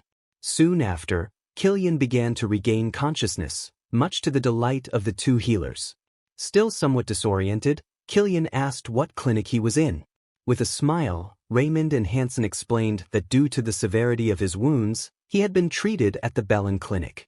Killian mentioned the White Clinic, recalling that the chief healer wanted to send him there. Just then, Count Augustus burst into the room, shouting his son's name. The Count rushed to Killian's bedside, calling him son. Both Raymond and Hansen froze, realizing that the patient they thought was a beggar was actually the noble son of Count Augustus. Killian, now more alert, recognized his father and addressed him. The Count grasped his son's hand tightly, relieved that he had been treated at the Bellin Clinic, where the healers were highly skilled. He asked who had saved his son, assuming it must have been the director or Langs. Hansen, unable to contain his pride, stepped forward, his head held high, and declared that it was Sir Raymond who had saved Killian. Raymond stood by with a satisfied expression. Killian turned to Raymond in surprise, asking if he was the same Raymond who had saved the princess. Hansen and Raymond didn't hold anything back. They told the Count everything. Langs had ordered that Killian be sent to the White Clinic, refusing to treat him, but Raymond had intervened and taken on the risk to save his son. Count Augustus was clearly shocked. Killian, thinking back on his appearance, suggested that Langs had mistaken him for a beggar, which is why he was treated so poorly. The Count's face darkened with rage, and it looked as if he might explode at any moment. Chief Healer Langs was informed of Count Augustus's arrival and immediately leapt from his chair, his face lighting up with excitement. He pushed past everyone, eager to greet such a distinguished nobleman. Rushing into the clinic's aid station, Langs entered the room where the Count, Killian, Raymond, and Hansen were waiting. Breathless, Langs enthusiastically greeted Count Augustus, apologizing for not coming sooner and introducing himself as the chief healer of the Bellin Clinic. Langs didn't even notice anyone else in the room, his attention solely on the Count. But an uneasy silence filled the space as three grim faces, those of Raymond, Hansen, and the Count, gazed at him coldly. Count Augustus, in a calm yet menacing voice, asked if Langs was the same healer who had left his son for dead. Langs was visibly unprepared for this confrontation. He stood frozen, unable to respond. Then, gathering his wits, he tried to laugh it off, claiming that such a thing was absurd and that he would never have allowed it. Slowly, Count Augustus stepped aside, revealing his weakened son, Killian, glaring directly at Langs. Stunned and speechless, Langs realized the beggar was the Count's son. Panicking, Langs stammered, trying to cover for himself. He lied, saying he hadn't abandoned Killian and that it was all a misunderstanding. He even tried to deflect blame onto Raymond, insisting that he had assigned the case to Raymond because of his success with saving Princess Sophia. But Killian, sitting up, angrily interrupted, exposing Langs' lies. He recounted how Langs had referred to him as a beggar and refused to treat him, and how Raymond had been the one to save him. The Count's anger erupted. He shouted that Langs had not only neglected his son's life but was also lying to his face. Langs, realizing the gravity of his actions, dropped to his knees, begging for forgiveness. But Count Augustus was far too clever to be swayed by such groveling. He was deeply disturbed that Langs would have left even a commoner to die, let alone his own son. The Count, with unwavering authority, ordered his guards to take Langs away, vowing to put him on trial for neglecting a noble. Langs pleaded for mercy, but the Count remained firm, his fury only growing as Langs' lack of compassion became more evident. With a final verdict, Count Augustus declared that Langs would never again be allowed to work, not only in Hoston but throughout the entire Cross Alliance.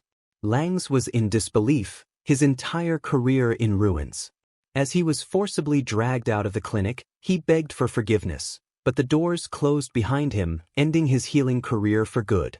Raymond and Hansen exchanged satisfied glances, feeling no sympathy for the disgraced healer. He had gotten what he deserved. Then, Count Augustus turned sharply towards Raymond, startling him. The young healer had been so engrossed in the drama that he had forgotten to properly greet the Count. But the Count, his face softening, placed a hand over his chest and expressed his deep gratitude to Raymond. In a move that shocked Raymond, the Count even bowed slightly before him, thanking him for saving his son. Raymond, pleased but flustered, asked the Count to raise his head, insisting that he had only done his duty. In truth, if it weren't for the hidden prince, the Augustus family would have lost an heir. The Count, still humbled, offered Raymond anything he desired as a token of his gratitude. Raymond's inner thoughts danced with excitement. He could hardly believe this outcome. The Count continued, offering something far greater than money or jewels. He invited Raymond to become a friend of the Augustus family. Raymond, confused at first, asked what that meant. The Count explained that although Raymond now held a Medal of Honor, he lacked power and status. As a friend of the Augustus family, Raymond would gain their full support, a privilege that held immense value. With this connection, no one would dare speak ill of Raymond, at least, not anyone who feared the Augustus family. Overcome with excitement, Raymond eagerly shook the Count's hands, unable to hide his joy. Count Augustus thanked Raymond once again for saving his son, then asked if there was anything else Raymond wanted. Laughing, Raymond requested that the Count pay the medical bills, noting that even though they were friends, in the world of doctor politics, everyone had to pay their dues. Thankfully, the Count was not a beggar, or Raymond joked that he would be in trouble. They parted on friendly terms, smiling and exchanging final thanks. In private, Count Augustus had a serious conversation with his son, Kilian. Kilian questioned his father about the reward, thinking it was too insignificant for someone who had saved his life, considering the chaos his death would have caused for the family. The Count reassured Kilian, explaining that no reward would have truly sufficed in that moment. He warned that with the power struggle growing more unpredictable, Raymond, the hidden prince, would no longer be able to avoid it. Count Augustus continued, saying that while Raymond was not directly in line for the throne, talent could not be hidden forever. Raymond, once regarded as worthless, had now shown his abilities for all to see. His royal blood and rising talent would inevitably attract enemies. The higher Raymond climbed, the more dangerous his path would become. The Count hoped that by supporting Raymond, their family could protect him from the dangers ahead. Meanwhile, in the second prince's quarters, the lavish interior reflected his refined taste. The prince was informed that Kilian had been saved by none other than Raymond, the very person he had dismissed as useless. The assassin he had hired knelt before him, explaining that though Kilian had been mortally wounded, the Bellin Clinic had somehow saved him. Neither the assassin nor the prince had anticipated this outcome. The second prince's carefully laid plans had been foiled by the hidden prince. Seething with anger, the second prince brooded over how Raymond had disrupted his scheme. He muttered insults at Raymond, frustrated that his plan had been ruined. Still, he remained composed, standing from his gilded chair and gazing out of a large panoramic window. The second prince decided he would have to keep a closer eye on Raymond, comparing him to a pet that had become too unruly. Back at the Bellin Clinic, Raymond treated an uncomplicated patient while reflecting on his conversation with Count Augustus. A surge of joy swept through him as he realized that after 5 long years, the opportunity he had been waiting for had finally arrived. With a clenched fist, he silently celebrated the fact that he could now take the healer's qualifying exam. Tears of joy welled up in his eyes as he thought of how close he was to becoming a real healer and doctor at the Bellin Clinic. However, whispers filled the clinic. The other healers and students gossiped about how Langs had been expelled because of Raymond. They speculated on how Raymond had managed to cure both Princess Sophia and Count Augustus's son, with some dismissing it as mere luck. One healer reminded the group that it was impossible to be lucky 3 times in a row, acknowledging that, strange as Raymond's method was, it clearly worked. 2 other healers reacted with shock and anger, dismissing the technique as pseudoscience. But the first healer stood firm, reminding them that the king himself had recognized the technique as legitimate. The other healers scoffed, claiming the king's paternal feelings must have clouded his judgment. Rumors spread that Raymond would be taking the exam to prove the effectiveness of his medical technique, but many doubted he would pass. Hansen, overhearing the conversation, felt disheartened by how little faith they had in Raymond. A few days later, the day of the qualifying exam arrived. Healers and apprentices gathered together, sitting on long wooden benches in the examination hall. Raymond and Hansen found seats next to each other. Raymond, brimming with confidence, had no doubt that he would pass the exam. After all, he had waited 5 years for this moment. Nearby students whispered among themselves, pointing at Raymond and calling him the hidden prince. They gossiped that, since Raymond was below F-rank, he shouldn't even be eligible for the exam, insinuating that his special privileges came from saving Princess Sophia. Hearing the students' remarks, Raymond's confidence wavered, and panic gripped him. What if he failed? The shame would be unbearable. Doubts clouded his mind, and he questioned whether he would ever have such a chance again. Sensing Raymond's nerves, Hansen tried to distract him by asking what he planned to do after passing the exam. Raymond, distracted from his worries, admitted that he hadn't really thought beyond the exam itself. His wishes were simple and even silly. He just wanted to eat meat. For 5 years, all Raymond had wanted was to pass the healer's exam. He had spent those years watching others treat patients while he was ignored, belittled, and humiliated. Now, all he wanted was the chance to heal patients himself. As he sat on the wooden bench, the faces of the patients he had saved flashed before his eyes. The feelings were indescribable, and his resolve hardened. The blue screen appeared before him, showing that his steel heart skill had increased. Raymond was surprised to see that his determination had grown even stronger just from thinking about his patients. Hansen encouraged Raymond further, reassuring him that he could pass the exam. Renewed by Hansen's words, Raymond's confidence returned. From a distance, one of the senior healers, who had believed in Raymond's technique, watched closely. He was surprised to see how calm and collected Raymond was, despite the pressure. Suddenly, the large doors to the hall swung open, and a woman entered, summoning Raymond for his exam. Raymond rose quickly from his seat, his confidence unwavering. He took a seat in a high chair before the examiners. The judges of the healing tower carefully studied his papers. One of the senior judges, surprised by what he read, asked Raymond if it was true that his level was below F rank. Another judge, a young man with red hair, smirked and asked Raymond to demonstrate his healing power. Raymond agreed and began to concentrate, summoning his healing abilities. He strained, focusing as green beams of light began to emerge from his hands. But the light was weak and quickly faded into a thin smoke. Raymond had used up all his healing energy, and it wasn't enough. The judges burst into laughter, mocking him openly. An exasperated red-haired judge asked Raymond what he had been thinking when he applied for the exam.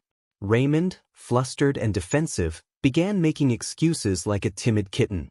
The judges, unimpressed, told him to leave, but Raymond, desperate for another chance, pleaded with them to allow him to prove his strength in another technique. The red-haired judge's stern gaze, cold and full of disdain, was enough to silence most, but Raymond persisted. With a wave of the judge's hand, adorned with glittering jewelry, he dismissed Raymond, saying not to waste their time. Raymond had expected such a reaction to his weak healing ability, but he was prepared. Quickly, he activated a skill from his system, eloquence, which gave him the confidence to speak with authority. Standing tall, Raymond accused the healing tower of going against the will of King Houston. His audacity stunned the red-haired judge, who was horrified by Raymond's boldness. Raymond continued, acknowledging that his healing ability was lacking but reminding the judges that his medical techniques were officially recognized by the king. Some of the judges couldn't help but smile at Raymond's confident demeanor. The red-haired judge, unsure of how to react, recalled how modest Raymond had been at first. He admitted that while the judges wouldn't go against the king, the healing tower had never acknowledged other medical methods. With unwavering confidence, Raymond argued that if the healing tower respected King Houston, they should give him a chance to prove that his method worked. A few of the judges began whispering amongst themselves, agreeing that they should at least test Raymond's technique. Reluctantly, the red-haired judge, feeling the pressure of the others' opinions, agreed to give Raymond a chance. If Raymond could heal the patient assigned to him, the tower would recognize his technique. Overjoyed, Raymond approached the exam secretary and received a folder containing the patient's medical history. As he opened it, his expression quickly shifted to one of shock. The patient's condition was far more severe than he expected. His cheekbone twitched in disbelief as he realized that the judges had given him an incredibly difficult case. Earlier, the female judge had questioned the red-haired judge's decision to assign such a challenging patient to a student. The other judges had expressed concern, noting that no other healer had been able to treat the patient. However, the red-haired judge, clearly biased against Raymond, was determined to see him fail. He referenced Raymond's controversial methods, saying he had nearly harmed Princess Sophia, and expressed disdain for his surgical techniques. The tension in the room grew as the judges contemplated the consequences of their decision. Some feared that if Count Augustus found out they had assigned such a difficult patient to Raymond, he would intervene. But the red-haired judge assured them that the exam was under the tower's jurisdiction, and there was nothing the Count could do. His personal vendetta became clear when it was revealed that the fourth prince's mother, a cousin of the red-haired judge, had requested that Raymond be given no chance to pass the exam. Despite his initial fear, Raymond quickly analyzed the patient's condition. He realized that the patient suffered from severe bed sores, a condition difficult to treat. The red-haired judge scoffed, convinced that even experienced healers couldn't cure such a condition. But Raymond smiled, confident in his unique method. The judges, confused by Raymond's optimism, continued to discuss amongst themselves. They didn't understand why Raymond seemed so cheerful. Didn't he realize the severity of the disease? Without hesitation, Raymond made his way to the patient's home, eager to begin treatment. The house, a beautiful noble estate, was well kept. Raymond was greeted by the patient's son, who, though polite, seemed skeptical of yet another healer promising a cure for his father. Sitting on a plush cushion, Raymond assured the son that he could heal the old man, but first, he needed to assess the condition himself. The son led Raymond to a bright, spacious room where the bedridden father lay, motionless. A pungent, unpleasant odor filled the air, something Raymond hadn't encountered often in his previous cases. The son, embarrassed, apologized for the smell, but Raymond reassured him that it was natural for someone in such a state. The son was taken aback by Raymond's calmness. Other healers had frowned or recoiled when they entered the room. Raymond asked how long the patient had been bedridden and if he could be moved slightly. With his son's help, they carefully turned the man over, revealing the deep sores on his lower back. Though the sight was disheartening, Raymond remained focused. He was relieved that while the sores were severe, they hadn't yet reached the bones. He could still help. Seeing the concern on the son's face, Raymond quickly reassured him. He explained that the first step would be to remove the dead tissue and restore the skin, a promise that other healers had made but failed to deliver. The son was understandably skeptical, noting that even with previous treatments, the sores had always returned. Raymond, however, confidently stated that his method was different. He began by explaining his plan. He would perform a minor surgery to remove the dead tissue and drain the pus. The son, hearing words like surgery and removing tissue, was shocked and confused. But Raymond, having grown accustomed to such reactions, simply smiled and asked the son to trust him. With no assistant to aid him, Raymond relied on the patient's son, who nervously agreed to help. After preparing the necessary instruments, Raymond donned his medical robe and checked his system screen. His perception points had increased, and he noted with satisfaction that his skill in surgeon's dexterous hands had improved, boosting his confidence further. With precise, practiced movements, Raymond began the operation. He carefully removed the dead tissue and drained the pus, all the while using herbs with natural antibiotic properties to prevent infection. The patient's son watched in awe, shocked by the speed and efficiency with which Raymond worked. When the first stage of the procedure was complete, the son asked, astonished, if that was all. Raymond nodded, explaining that the next step was simple. The patient just needed to be turned regularly to prevent further bed sores from forming. The son, still bewildered, admitted that no other healer had mentioned something as straightforward as this. Raymond explained that bed sores were caused by lack of movement, something most people, even experienced healers, overlooked. Though confident in his approach, Raymond wasn't entirely satisfied with the patient's overall condition. He instructed the son to stay vigilant and watch his father closely until he recovered. The son, grateful and overwhelmed, showered Raymond with praise, amazed at how quickly the healer had tackled a problem that others had deemed incurable. Raymond diligently tended to the old man, visiting every day to adjust his position and change his medications. Thanks to Raymond's persistent care, the old man's condition gradually improved until he was even able to sit up. The patient and his son were beyond grateful, unable to stop thanking Raymond for his efforts. The son, overwhelmed with emotion, even fell to his knees, expressing his deep gratitude, explaining that they couldn't afford a higher-ranked healer and had almost resigned to the fact that the father would soon die. But now, thanks to Raymond, his father was recovering. Raymond, humble as always, insisted that he was just doing his duty, but the joy of seeing his patient recover gave him a boost of confidence. As the old man slowly began to walk again, Raymond advised him to keep moving so that the bed sores wouldn't reappear. Meanwhile, back at the Healing Tower's Houston branch, the news of Raymond's success spread quickly, much to the fury of Count Harrison. The Count, enraged beyond belief, couldn't fathom how Raymond had managed to cure the old man's ulcers. One of the healer judges confirmed that he had witnessed the entire process with his own eyes, leaving Harrison at a loss. Despite his bias against Raymond, there was no legitimate reason to disqualify him. However, now the tower faced a new dilemma. What rank should they assign Raymond? Raymond's natural healing abilities were below F rank, yet he had successfully treated a patient that even B rank healers had failed to heal. The discrepancy left the tower in confusion. Some argued that he deserved a higher rank, like B or A, based on his achievements, while others pointed out that his healing skill itself was still ranked below F. Count Harrison, deep in thought, read through Raymond's case file carefully. After deliberating, he made a controversial decision. Raymond would be given a D rating. The other judges gasped in disbelief, arguing that the rank was too low considering Raymond had successfully healed a B+ ranked patient. They reminded Harrison that even Count Augustus wouldn't approve of such a low rating, but Harrison angrily retorted that Count Augustus had no authority over the healing tower.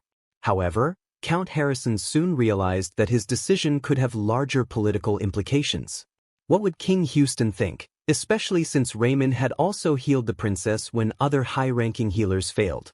Harrison began to panic, clenching his fists in frustration, but he couldn't risk disappointing the fourth queen either. In the end, he made a decision to escalate the issue to Healing Tower's main headquarters, the central authority that ruled over all 10 countries in the Crusader Alliance. The judges were surprised by the move, but they recognized that it was a safe decision. By involving the main headquarters, they could shift responsibility and avoid further conflict. Not long after, a response arrived from the main headquarters. Count Harrison opened the envelope in front of the other council members, and the surprise in his eyes was evident to everyone. The Healing Tower headquarters had decided to create a new rank specifically for Raymond, U rank. It was unprecedented. The other healers speculated that U might stand for undetermined, suggesting that even the headquarters had struggled to categorize Raymond's unique abilities. Earl Harrison, though surprised, quickly realized the brilliance of the decision. By giving Raymond an U rank, neither the fourth queen nor King Houston could argue against it. The title was undetermined, leaving room for interpretation, but it was also a recognition of Raymond's skill. Soon after, news of the new rank spread across the kingdom, and it became a hot topic of discussion. Many healers and students mocked Raymond's unusual rank, making jokes about what the U could stand for: undefined, unappreciated, or even unvalued. Despite the ridicule, a few quietly respected Raymond's talent. As time passed, people would come to realize that Raymond's U rank stood for something far more profound, unattainable, and absolute. His abilities were beyond the conventional rankings, and the title became a symbol of mastery. When Raymond finally received his exam results, he couldn't believe his eyes. Overcome with emotion, he burst into tears of joy. After years of hard work, he had finally achieved his dream of becoming an official healer. His 5-year apprenticeship was over, and he could now work independently, earning a good living as both a healer and a doctor. However, Raymond's joy quickly turned into reckless excitement. Grabbing a box of matches, he contemplated burning down the Bell and Clinic, the place where he had struggled for so many years. Just as he was about to strike the match, Hansen, his friend and fellow healer, entered the room to congratulate him on passing the exam. Hansen, surprised by the scene, asked Raymond what he was doing.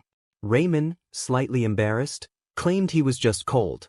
Hansen also shared the good news that he, too, had passed the exam and had been promoted to C rank. The two friends celebrated Hansen's bright future, as he had already been contacted by Maple Clinic, one of the top 3 clinics in the capital. Raymond gave Hansen a warm hug, congratulating him on his achievement. When Hansen asked Raymond about his own future plans, Raymond brushed off the question, saying they'd discuss it later. First, he wanted to celebrate and offered to treat Hansen to dinner. Hansen, curious, asked how Raymond had money since students didn't earn anything. Raymond, still jubilant from his success, explained that now that he had passed the exam, he was eligible for a healer's loan, giving him the funds to start fresh. The two celebrated with a night of food and drink, becoming so intoxicated that their tongues slurred and they could barely walk. As they sat together, Raymond, in his drunken state, dreamed aloud of stacks of meat that he would eat every day once he became rich. In the midst of their merriment, Hansen grew serious, bringing up a question he had been asking for weeks, about the ruins where Raymond had supposedly found his medical equipment. Hansen, desperate for answers, begged Raymond to tell him the location of the ruins, hoping to gain similar powers. Drunkenly, Raymond finally told Hansen the truth: there were no ruins. He laughed, admitting that he had made it all up. His powers had come to him mysteriously, like a miracle, while he was cleaning the library. The knowledge had simply appeared in his mind one day. Hansen, visibly shocked and angry, felt betrayed by the absurdity of the answer. He had hoped for a tangible explanation, a secret he could pursue. Instead, he was met with what felt like a lie, and his anger boiled over. Hansen, frustrated, accused Raymond of not trusting him enough to share the truth and stormed off in a drunken rage. He couldn't stand the idea that Raymond was hiding something from him. Later, while working at Maple Clinic, Hansen overheard his fellow healers discussing Raymond. They mentioned that Raymond had been offered a position at Raoul Clinic, the most prestigious clinic in the capital. Hansen, still nursing his grudge, was caught off guard when he heard that Raymond had turned down the offer. This baffled him, as such a prestigious opportunity rarely came knocking. Furious, Hansen decided to confront Raymond directly. Bursting into Raymond's room, Hansen found him asleep. Shaking him awake, Hansen began yelling, demanding to know why Raymond had turned down the offer from Raoul Clinic, which was bigger and better than Maple Clinic. Raymond, half asleep, explained that he had a different plan. He was going to open his own clinic. Hansen was stunned. Raymond had just passed his exam, and now he was rushing to open a clinic without any prior experience. Concerned, Hansen tried to reason with him, suggesting he gain experience at an established clinic first. But Raymond remained resolute. It had always been his dream to open his own clinic once he became a licensed healer. Raymond explained that his class rank as a resident novice required him to treat as many patients as possible to advance. If he worked at an established clinic, senior healers would push him aside, depriving him of opportunities to practice his skills. Therefore, he needed to be independent.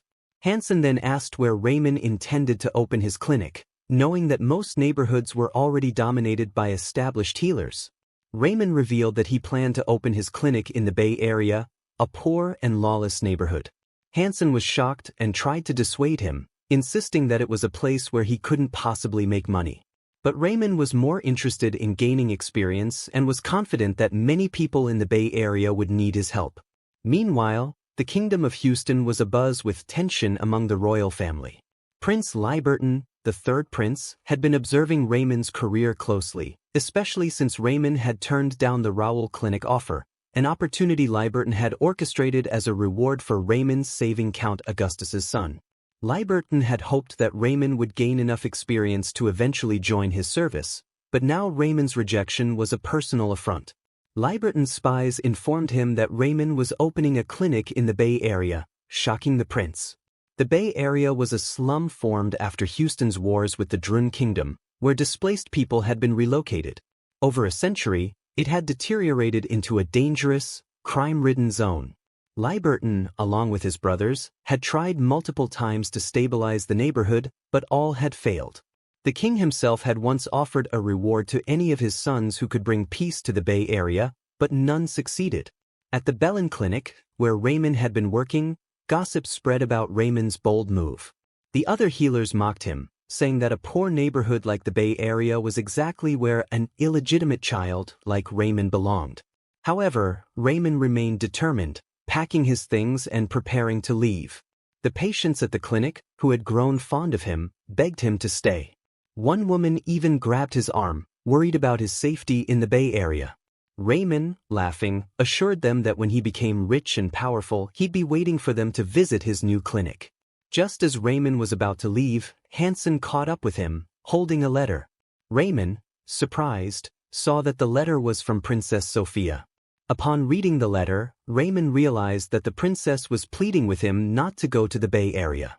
Hansen, having also read the letter, tried once again to convince Raymond to reconsider. He argued that Raymond could gain experience in safer places and reminded him of the dangers lurking in the Bay. But Raymond revealed something that shocked his friend. He had grown up in the Bay Area. Hansen was taken aback, having always believed that Raymond had lived in the royal palace after being taken in by nobility. Raymond clarified that while everyone knew he had lived in the slums before moving to the palace, few knew that he had been much happier in the Bay Area than in the palace. He confessed that it had always been his dream to open a clinic there, and he asked Hansen not to worry. He was familiar with the area and would be careful. Hansen, moved by Raymond's determination, felt a surge of both admiration and frustration. In a moment of impulsive anger, Hansen made a surprising offer. He would go with Raymond. Despite having accepted the position at Maple Clinic, Hansen felt more loyalty toward Raymond than to his new job. He admitted that he didn't like Maple Clinic very much anyway, as it was too focused on money and profit over healing people. Raymond genuinely cares for his patients, unlike many other healers. His dedication to healing makes him a figure of admiration for his friend Hansen, who continues to plead with Raymond to let him work alongside him. Hansen, however, has one small, yet nerve-wracking request. He wants Raymond to teach him his unique medical technique. Raymond is taken aback by this request. He questions Hansen, unsure if he's serious, but seeing Hansen's intense determination, Raymond realizes it's no joke. With a serious expression, Hansen makes it clear that this request means a lot to him. Though Raymond feels his level is too low to properly train anyone, a blue screen suddenly appears before him, revealing a new opportunity, the apprentice training mode. If Raymond accepts Hansen as his apprentice, they will both gain experience, although the effectiveness of the training will be limited due to Raymond's current low rank. Thinking it over, Raymond realizes the benefits. The experience points he would gain from training Hansen would increase significantly. With some hesitation, he agrees. Hansen, overwhelmed with joy, bows before Raymond, thanking him repeatedly for the opportunity. Raymond, now carrying the responsibility of being a mentor, gently places his hands on Hansen's shoulders, acknowledging that while he may not have the highest skill level yet, they would achieve greatness together. With Hansen officially becoming Raymond's first apprentice, the day of their long-awaited departure for the Bay Area arrives. As Raymond waits at the meeting point, Hansen arrives, decked out in iron armor. Seeing Raymond's bewildered expression, Hansen explains that the Bay Area is dangerous, so they need protection. Raymond can't help but laugh, even as Hansen jokes that Raymond should have worn chain mail underneath his clothes. Despite his light-hearted demeanor, Raymond is nervous too. It's been 2 decades since he's been to the lawless area. Before they leave, Hansen insists Raymond take something for self-defense, offering him an iron pipe. With another blue screen prompt, Raymond equips the pipe as a weapon, learning a self-defense skill. The absurdity of the situation makes Raymond laugh again as he twirls the pipe awkwardly, trying to calm his nerves. As they arrive at the Bay Area, the atmosphere changes. Criminal-looking men surround them with hostile gazes. Raymond assures Hansen that they'll recognize him, as he used to live here, but the fierce stares from the locals suggest otherwise. The residents don't take kindly to strangers, and it becomes clear that Raymond's past connection to the area doesn't grant him any favor. Despite the cold reception, Raymond and Hansen make their way to the clinic, a small, run-down, 2-story wooden building.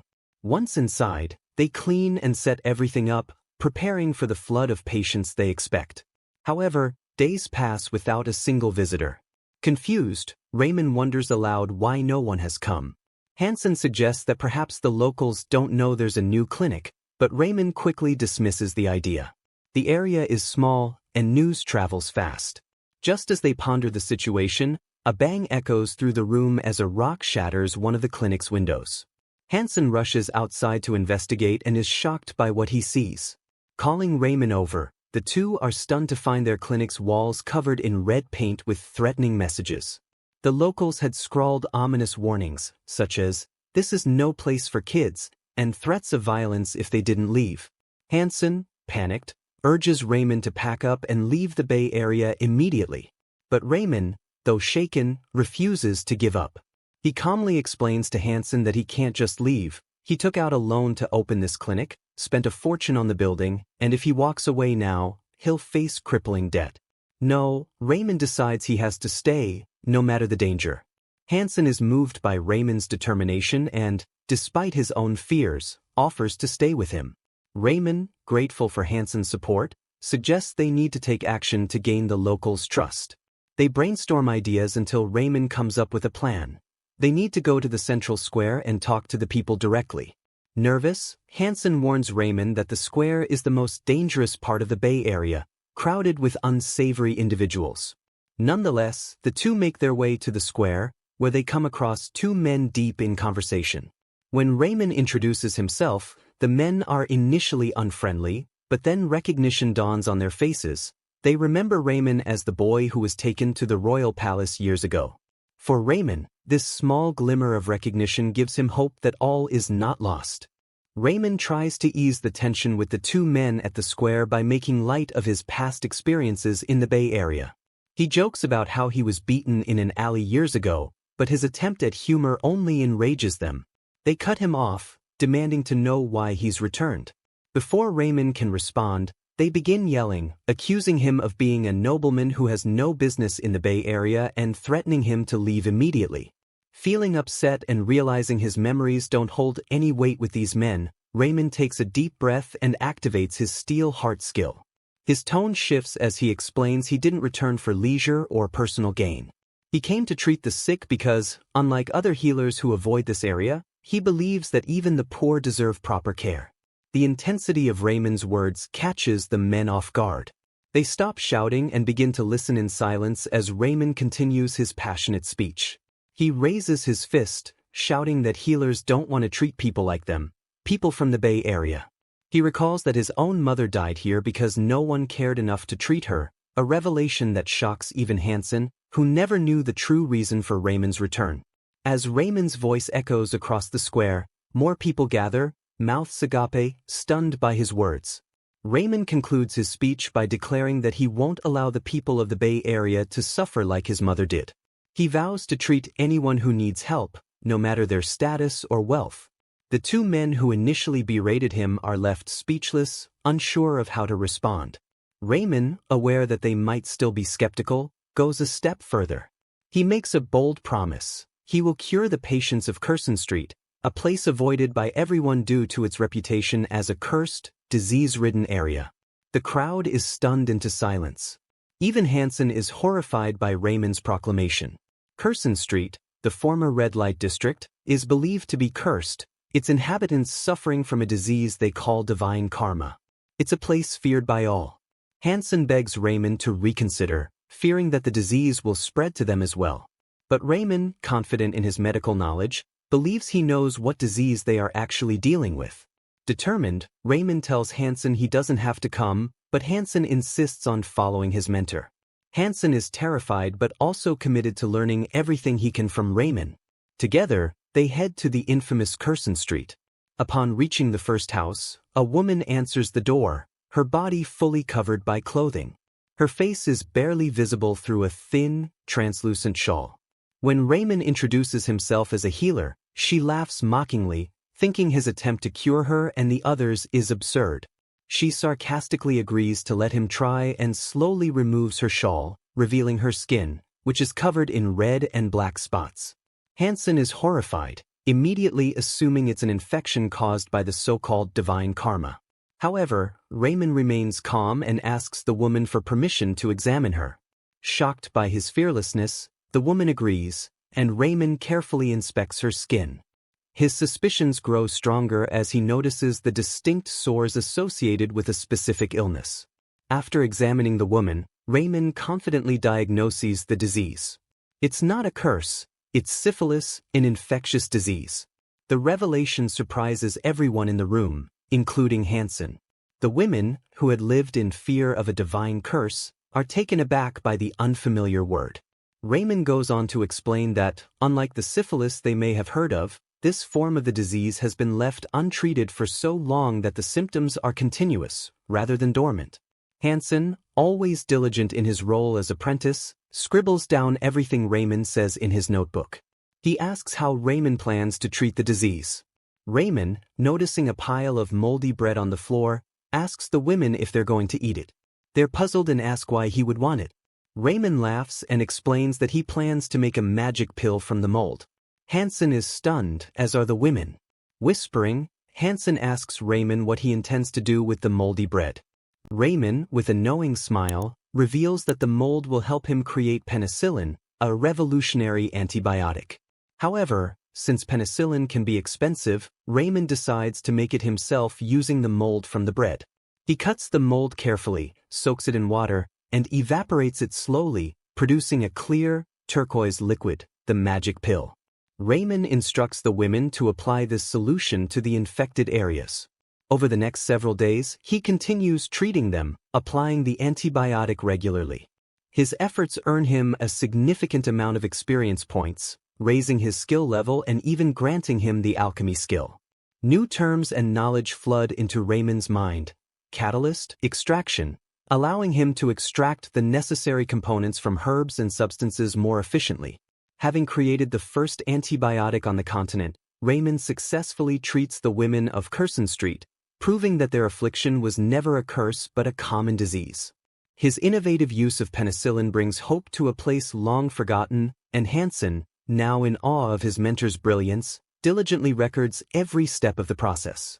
As Raymond continues his healing work, word of his success spreads quickly throughout the kingdom. The women from Curson Street, once isolated and abandoned due to their condition, are overjoyed as they see the red sores on their bodies begin to disappear. Hansen, though exhausted from the relentless work, is content to see the fruits of their labor.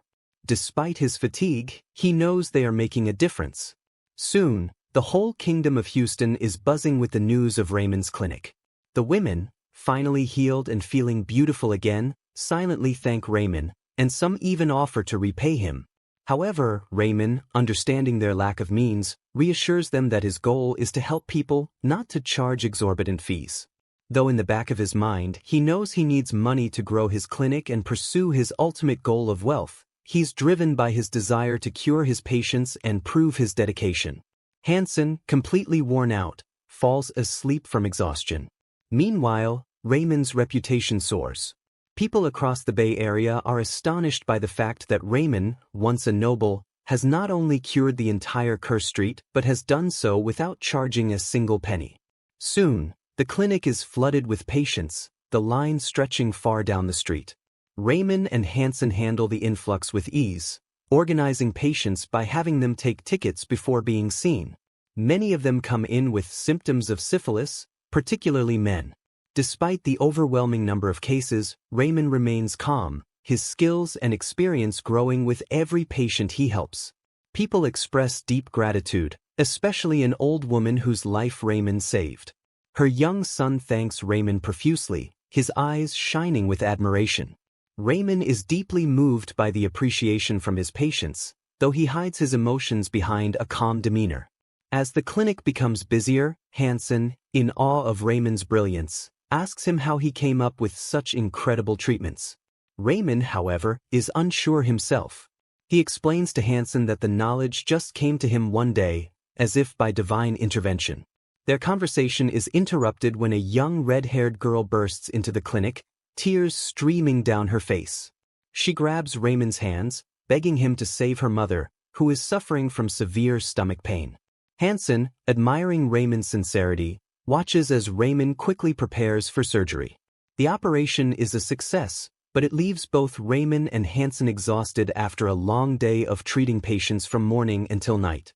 That evening, Hansen suggests they review the clinic's finances. As they go over the paperwork, however, they realize the clinic is operating at a significant loss. Raymond, unwilling to charge those who cannot afford it, has put them in a precarious financial situation. Despite the bleak numbers, Hansen remains optimistic, knowing that gaining experience and building a reputation is more important in the long run.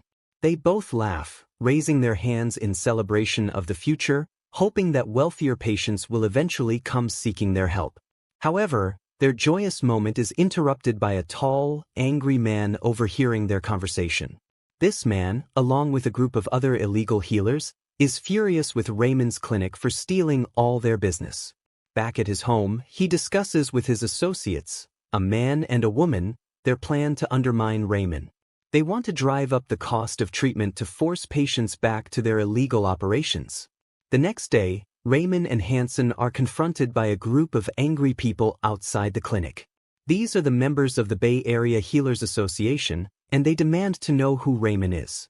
When Raymond introduces himself, they arrogantly order him to raise the cost of treatment from 10 pennies to 100. Raymond is shocked, knowing full well that no one in the Bay Area could afford such a fee. He quickly realizes that this is a ploy to drive people back to the illegal healers. The head of the illegal healers sneers, showing no concern for the welfare of the people. They openly mock Raymond, saying that those who can't afford treatment should just die elsewhere. The rage that Raymond feels at this moment is palpable, and he recalls the memory of his mother dying due to a lack of proper medical care. His heart aches, and he becomes furious at the realization that these very people are responsible for the suffering in the Bay Area. In a show of strength, Raymond adopts a commanding presence and speaks with authority, reminding the illegal healers that they are speaking to a nobleman. The illegal healers laugh, claiming they have the support of Count Augustus. However, Raymond counters by reminding them that Count Augustus himself would not tolerate any harm done to a nobleman like him. Sensing that Raymond might actually have the upper hand, the illegal healers grow uneasy. Not wanting to provoke the wrath of Count Augustus, they reluctantly decide to back down for now. After the illegal healers left, Raymond confided in Hansen, expressing surprise at how assertively he had dealt with the criminals. He knew these thugs only bullied the weak, and despite the trouble, he apologized to the patients waiting outside.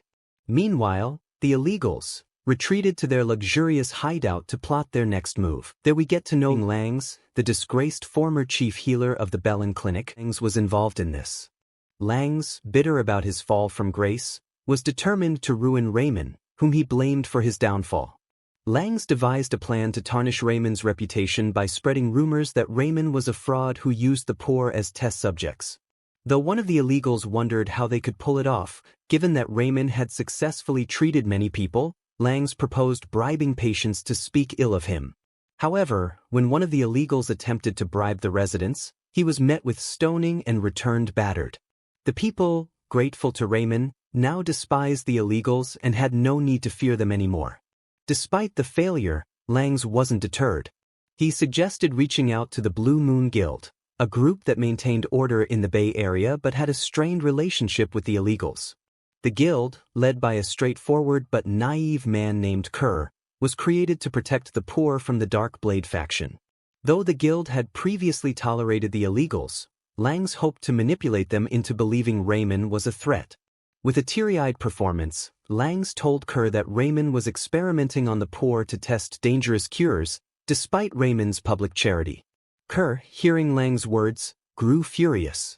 Even though he had heard about Raymond's one-penny treatments, Langs' convincing lies made him believe that Raymond was exploiting the poor. Slamming his hand on the table, Kerr vowed to stop Raymond's experiments and quickly set off toward the clinic, fueled by misplaced anger. Upon storming into the clinic, Kerr's massive, scarred presence terrified everyone inside. Hansen and the healers quaked with fear as Kerr demanded to know which one of them was Raymond. Raymond, however, kept his composure, although his heart raced. He politely asked why Kerr was there, but the guild leader, angry and agitated, grabbed Raymond by the shoulder and ordered him to pack up and leave the Bay Area. Though initially startled, Raymond regained his calm as Kerr's grip slipped from his shoulder. Kerr continued to threaten Raymond and the healers, promising to destroy them if they didn't leave. Hansen, shaking, was too scared to respond, but Raymond remained composed, focusing on the guild leader's irrational fury. Suddenly, one of Raymond's patients, a young, bandaged boy, stepped forward and boldly confronted Kerr, asking why he was so angry with Raymond, who had done nothing but help the sick. Kerr, still agitated, repeated Langs' lies about Raymond using the poor for medical experiments. The patients, including the boy, were stunned by such accusations. Raymond, however, couldn't remain silent any longer. He forcefully denied the claim, stating it was all a lie spread by the Bay Area healers, who were angry about his affordable services. As Raymond spoke, a pop-up appeared in front of him, showing the activation of the method of dealing skill and a quest called Cure the Patient. The quest's goal was to treat patients sincerely so they would become devoted to him, and the difficulty was marked as low. Seeing the quest, Raymond realized that Kerr was not just an angry guild leader, he was also a potential patient. His fear began to fade, replaced with clarity. Raymond explained to Kerr that his healing methods had been recognized by both the king and the healing tower. He asserted that the real reason the Bay Area healers were angry was that they charged high fees, while Raymond provided affordable care. Langs, in particular, was notorious for his exorbitant charges. Kerr, now conflicted, started to believe Raymond's words. Still, he hesitated, unsure of what to do next. Raymond saw his opportunity and invited Kerr to sit down and talk, offering him a cup of tea. Sensing that Kerr had his own ailments, Raymond gently asked if he had any health issues that other healers had failed to cure.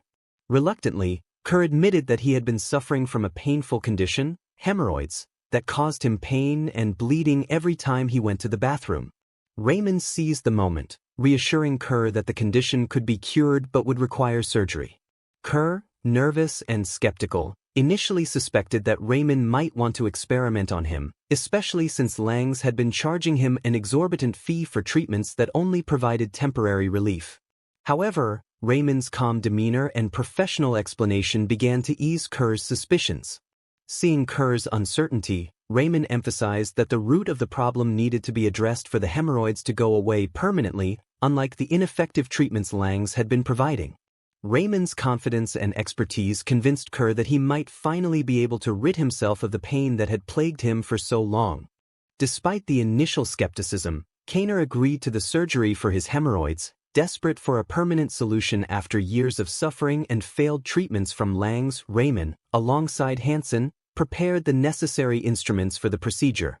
With precision and confidence, Raymond excised the hemorrhoidal nodes. The operation was a success, and Raymond received bonus points for completing the quest. Kaner, astonished by the speed and efficiency of the surgery, was deeply grateful. Raymond recommended that Kaner take sitting baths for the next 3 days to manage the pain, and Kaner nearly wept with relief, having suffered from the condition for years. Raymond, meanwhile, wondered how much he should charge for the surgery, finally settling on 30 pennies. But Kaner, overwhelmed with gratitude, gave Raymond a bag of gold pennies, 300 in total, far exceeding Raymond's expectations. As Kaner left the clinic, he promised to deal with Langs and the rest of the illegals for their lies and deceit. True to his word, Kaner soon paid a visit to Lang's hideout. With fury in his eyes, Kaner beat Langs and his cronies, knocking out several of Lang's teeth.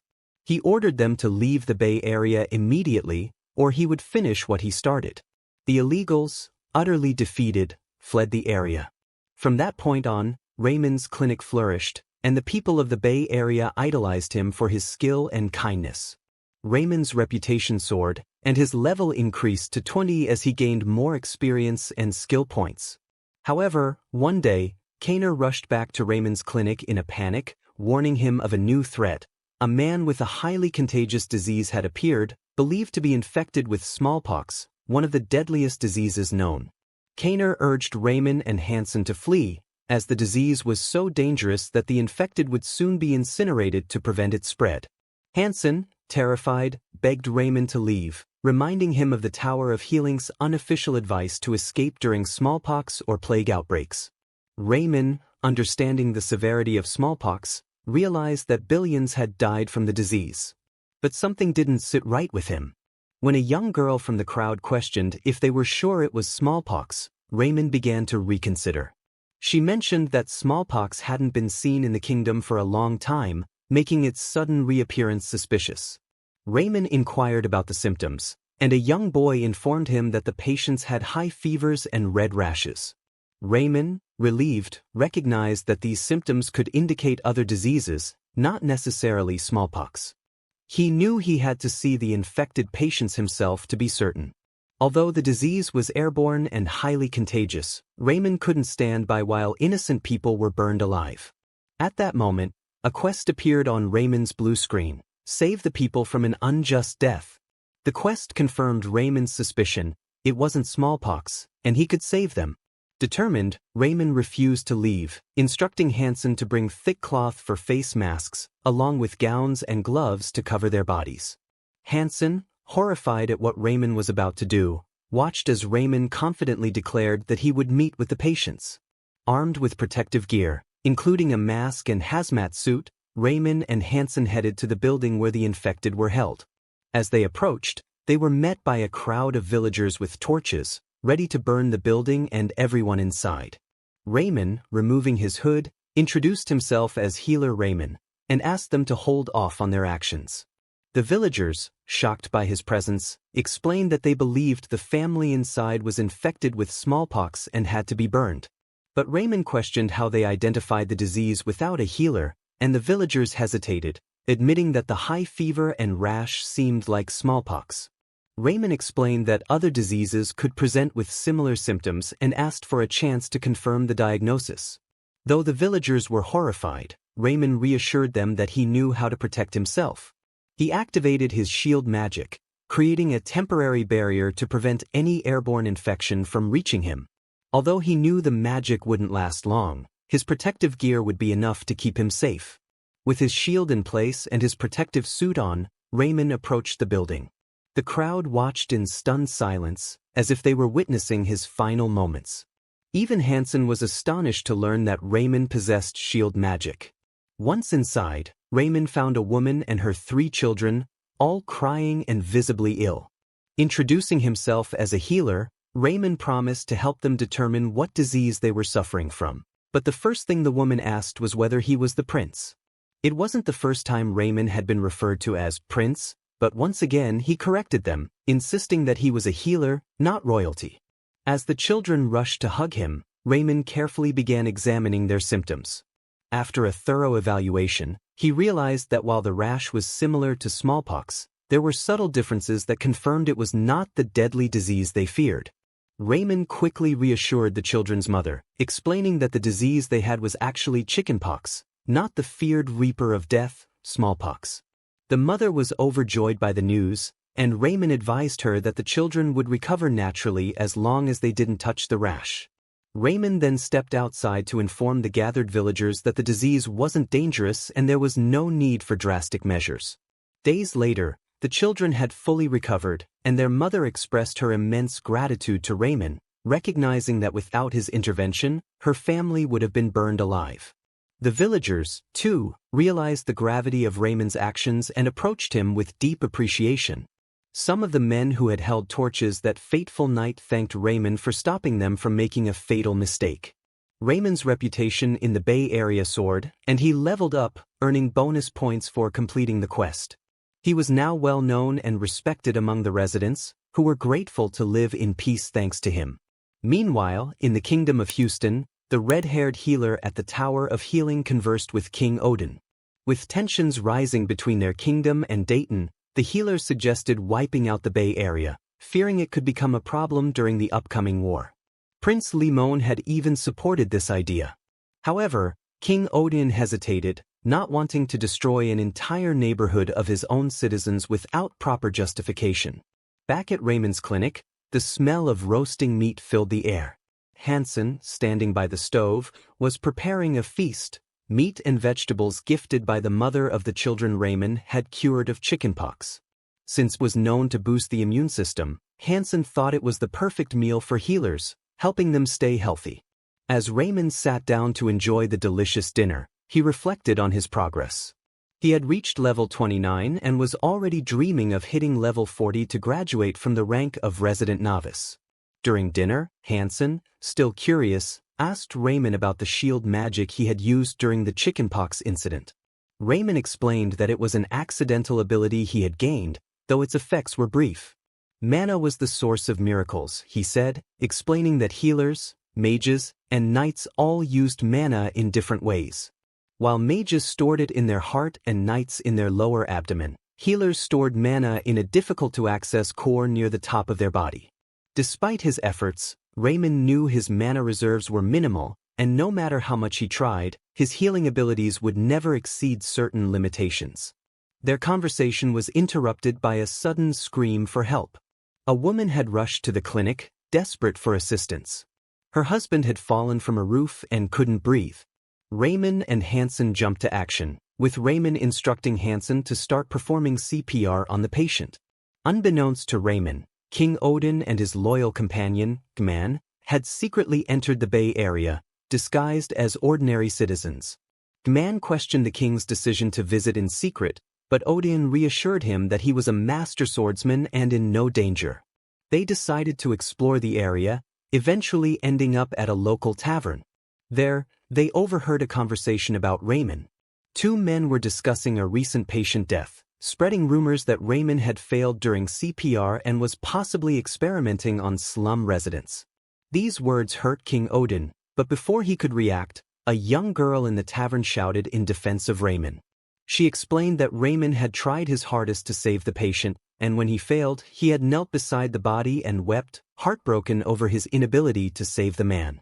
It was Raymond's first patient death, and the girl stressed how sincere and compassionate he was. Her words resonated with everyone in the tavern, and the conversation quickly shifted to praising Raymond. Another resident shared how Raymond had saved his son's life, and soon the entire tavern was raising their mugs in honor of the slum prince. Raymond's reputation continued to grow, earning him a new title, Robin Hood. With it came additional benefits, though Raymond was unaware of what exactly that meant. As the king and Gman left the tavern, they discussed Raymond's remarkable reputation. Gman, once skeptical, now believed that Raymond would survive and thrive even in a place like the Bay Area. Their conversation was abruptly interrupted by King Odin's worsening cough, but the king brushed it off, dismissing it as nothing serious. As they began to head back to the palace, they suddenly heard a woman's desperate cries for help. As King Odin and Gman rushed into the dark alley, they were confronted by three large men holding a red-haired girl hostage. The criminals ordered them to stay out of the way, but the girl, pleading for help, caught the king's attention. Calm and composed, King Odin instructed Gman to step aside. He then drew his sword, its blade glowing with a menacing purple aura. The criminals were taken aback by the magic emanating from the king's sword, but despite their protests, King Odin charged forward with unmatched ferocity. With swift and powerful strikes, the king incapacitated the three men, leaving the girl momentarily safe. As she sat on the ground, visibly shaken, her innocent demeanor quickly shifted. In an instant, she revealed a blade imbued with a blue aura, lunging toward King Odin with deadly intent. The blade struck his left arm, leaving behind black smoke as a sign of poison. Shocked and enraged, King Odin recognized her immediately. She was the elusive red-haired assassin who had been hunting him for some time. Though wounded, the king refused to back down. He stared at the assassin with a cold, piercing gaze, preparing to counter her next move. The assassin, determined to finish her mission, muttered an incantation in an ancient language, activating a smoke screen spell. White smoke enveloped the alley, but King Odin remained unfazed. Despite the smoke worsening his cough, he stayed alert. Using the reflection of his glowing sword, he anticipated her next move. As she approached, he struck swiftly, driving his sword through her heart and ending the battle in a single decisive blow. Covered in the assassin's blood, King Odin stood victorious. Gman rushed over, concerned for the king's well-being. Though King Odin downplayed his injury, claiming it was just a scratch, Gman noticed that the area around the wound had started turning blue, a clear sign of poison. The king realized that necrosis had already begun, and without immediate treatment, he risked losing his arm. Gman, thinking quickly, suggested going to Raymond's clinic, which was nearby. Though hesitant at first, King Odin agreed that they needed urgent help. The two made their way to Raymond's clinic, where Raymond greeted them with a friendly smile, unaware of their true identities. Upon seeing the king's injury, Raymond immediately grew serious. Gman explained that the king had been poisoned, and Raymond, though curious about their secrecy, proceeded with his duty as a healer. Examining the wound, Raymond realized that the poison was a deadly mix of hemotoxin and neurotoxin, likely derived from the venom of the three white snakes mixed with alpine rose. This specific combination required a special antidote, which Raymond had on hand, but he warned that it might not be fully effective due to the enhanced nature of the poison. To maximize the antidote's effectiveness, Raymond suggested a method that shocked Gman, injecting the antidote directly into the king's vein using a syringe. On the continent of Lapon, syringes were virtually unknown, and Gman was appalled by the suggestion. He angrily demanded that Raymond reveal his true intentions, accusing him of being untrustworthy. King Odin, recalling the rumors he overheard at the tavern about Raymond experimenting on patients, asked if it was true that someone had recently died in his clinic. The question hit Raymond hard, but he maintained his composure, explaining that the death had deeply affected him, and he had done everything he could to save the patient. Raymond's skill, steel heart, activated, calming his nerves and allowing him to face the situation confidently. Despite Gman's continued protests, King Odin decided to trust Raymond, especially after Raymond swore on his family name that there was no other way to heal the poison. Touched by the sincerity of Raymond's words, the king agreed to the treatment. Raymond, now fully in control, donned a pair of white gloves and prepared the antidote. As he drew the liquid into the syringe, he explained the procedure to King Odin, reassuring him that the pain would be minimal. With careful precision, Raymond injected the antidote into the king's arm. Gman, anxious, watched closely, ready to intervene if anything went wrong. At first, King Odin felt a strange sensation coursing through his body, and for a moment he staggered. Raymond, too, was nervous. This was the first time he had used a syringe for this type of treatment. But to everyone's relief, the king soon regained his composure, reporting that the dizziness and headache were gone. While not fully healed, he felt a significant improvement. After the antidote was administered, King Odin noticed something unusual. The treatment had worked much faster than expected.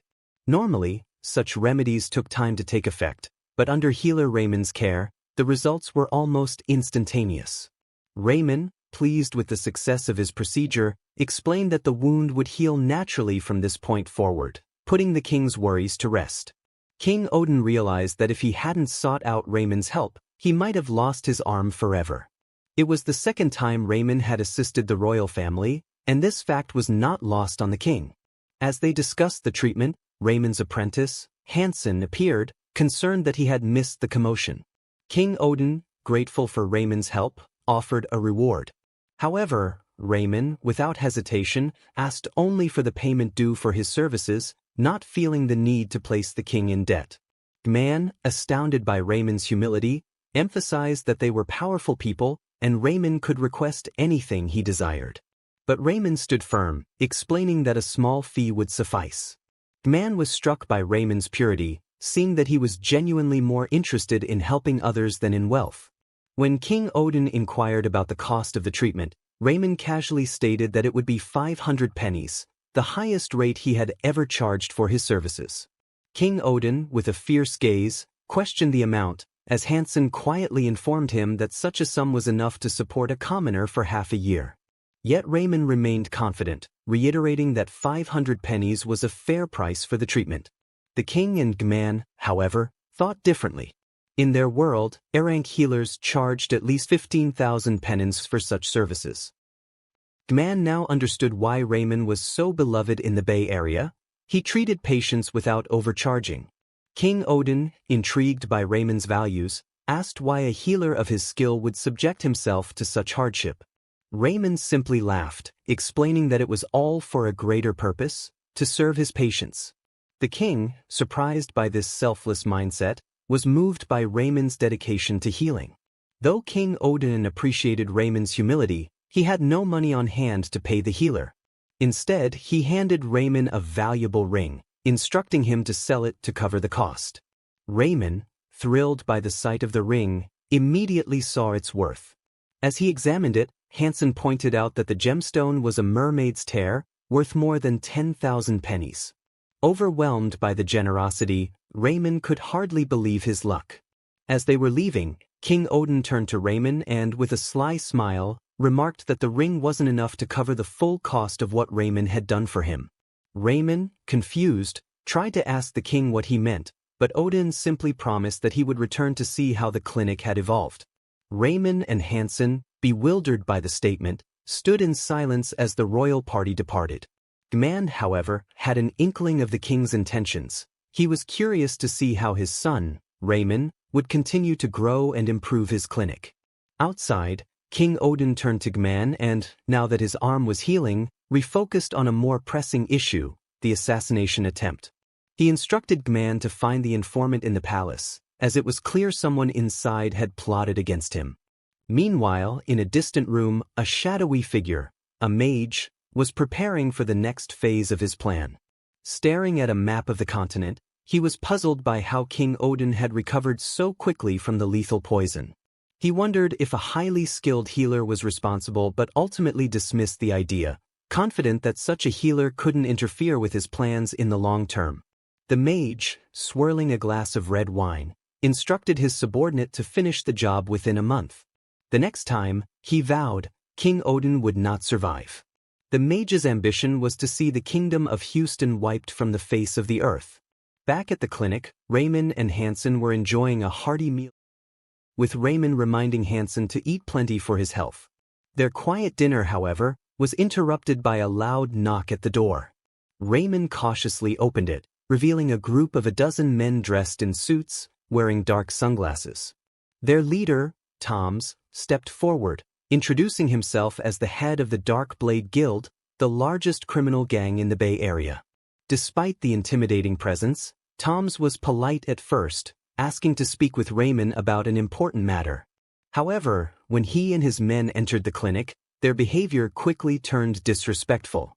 Toms mocked Raymond's meal, poking a finger into a plate and shattering it, calling the food dog food. Hansen, whispering to Raymond, revealed that Toms came from a high-ranking family of mana users.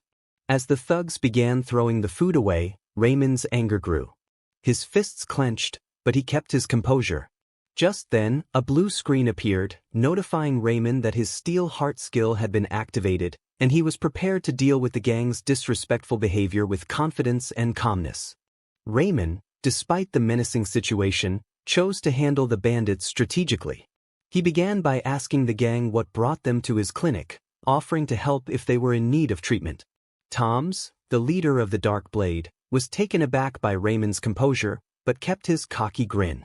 He explained that their visit was merely to greet the hardworking healer of the Bay Area and asked his men to present Raymond with a gift, a large bag of pennies. Both Raymond and Hansen were shocked, but Raymond, frowning, immediately questioned the true motive behind such generosity. Toms quickly revealed his real request. He wanted Raymond to stop treating anyone who opposed the Dark Blade. He explained that it wouldn't be a good look if Raymond healed those they punished. Raymond firmly stated that, as a healer, all patients were equal.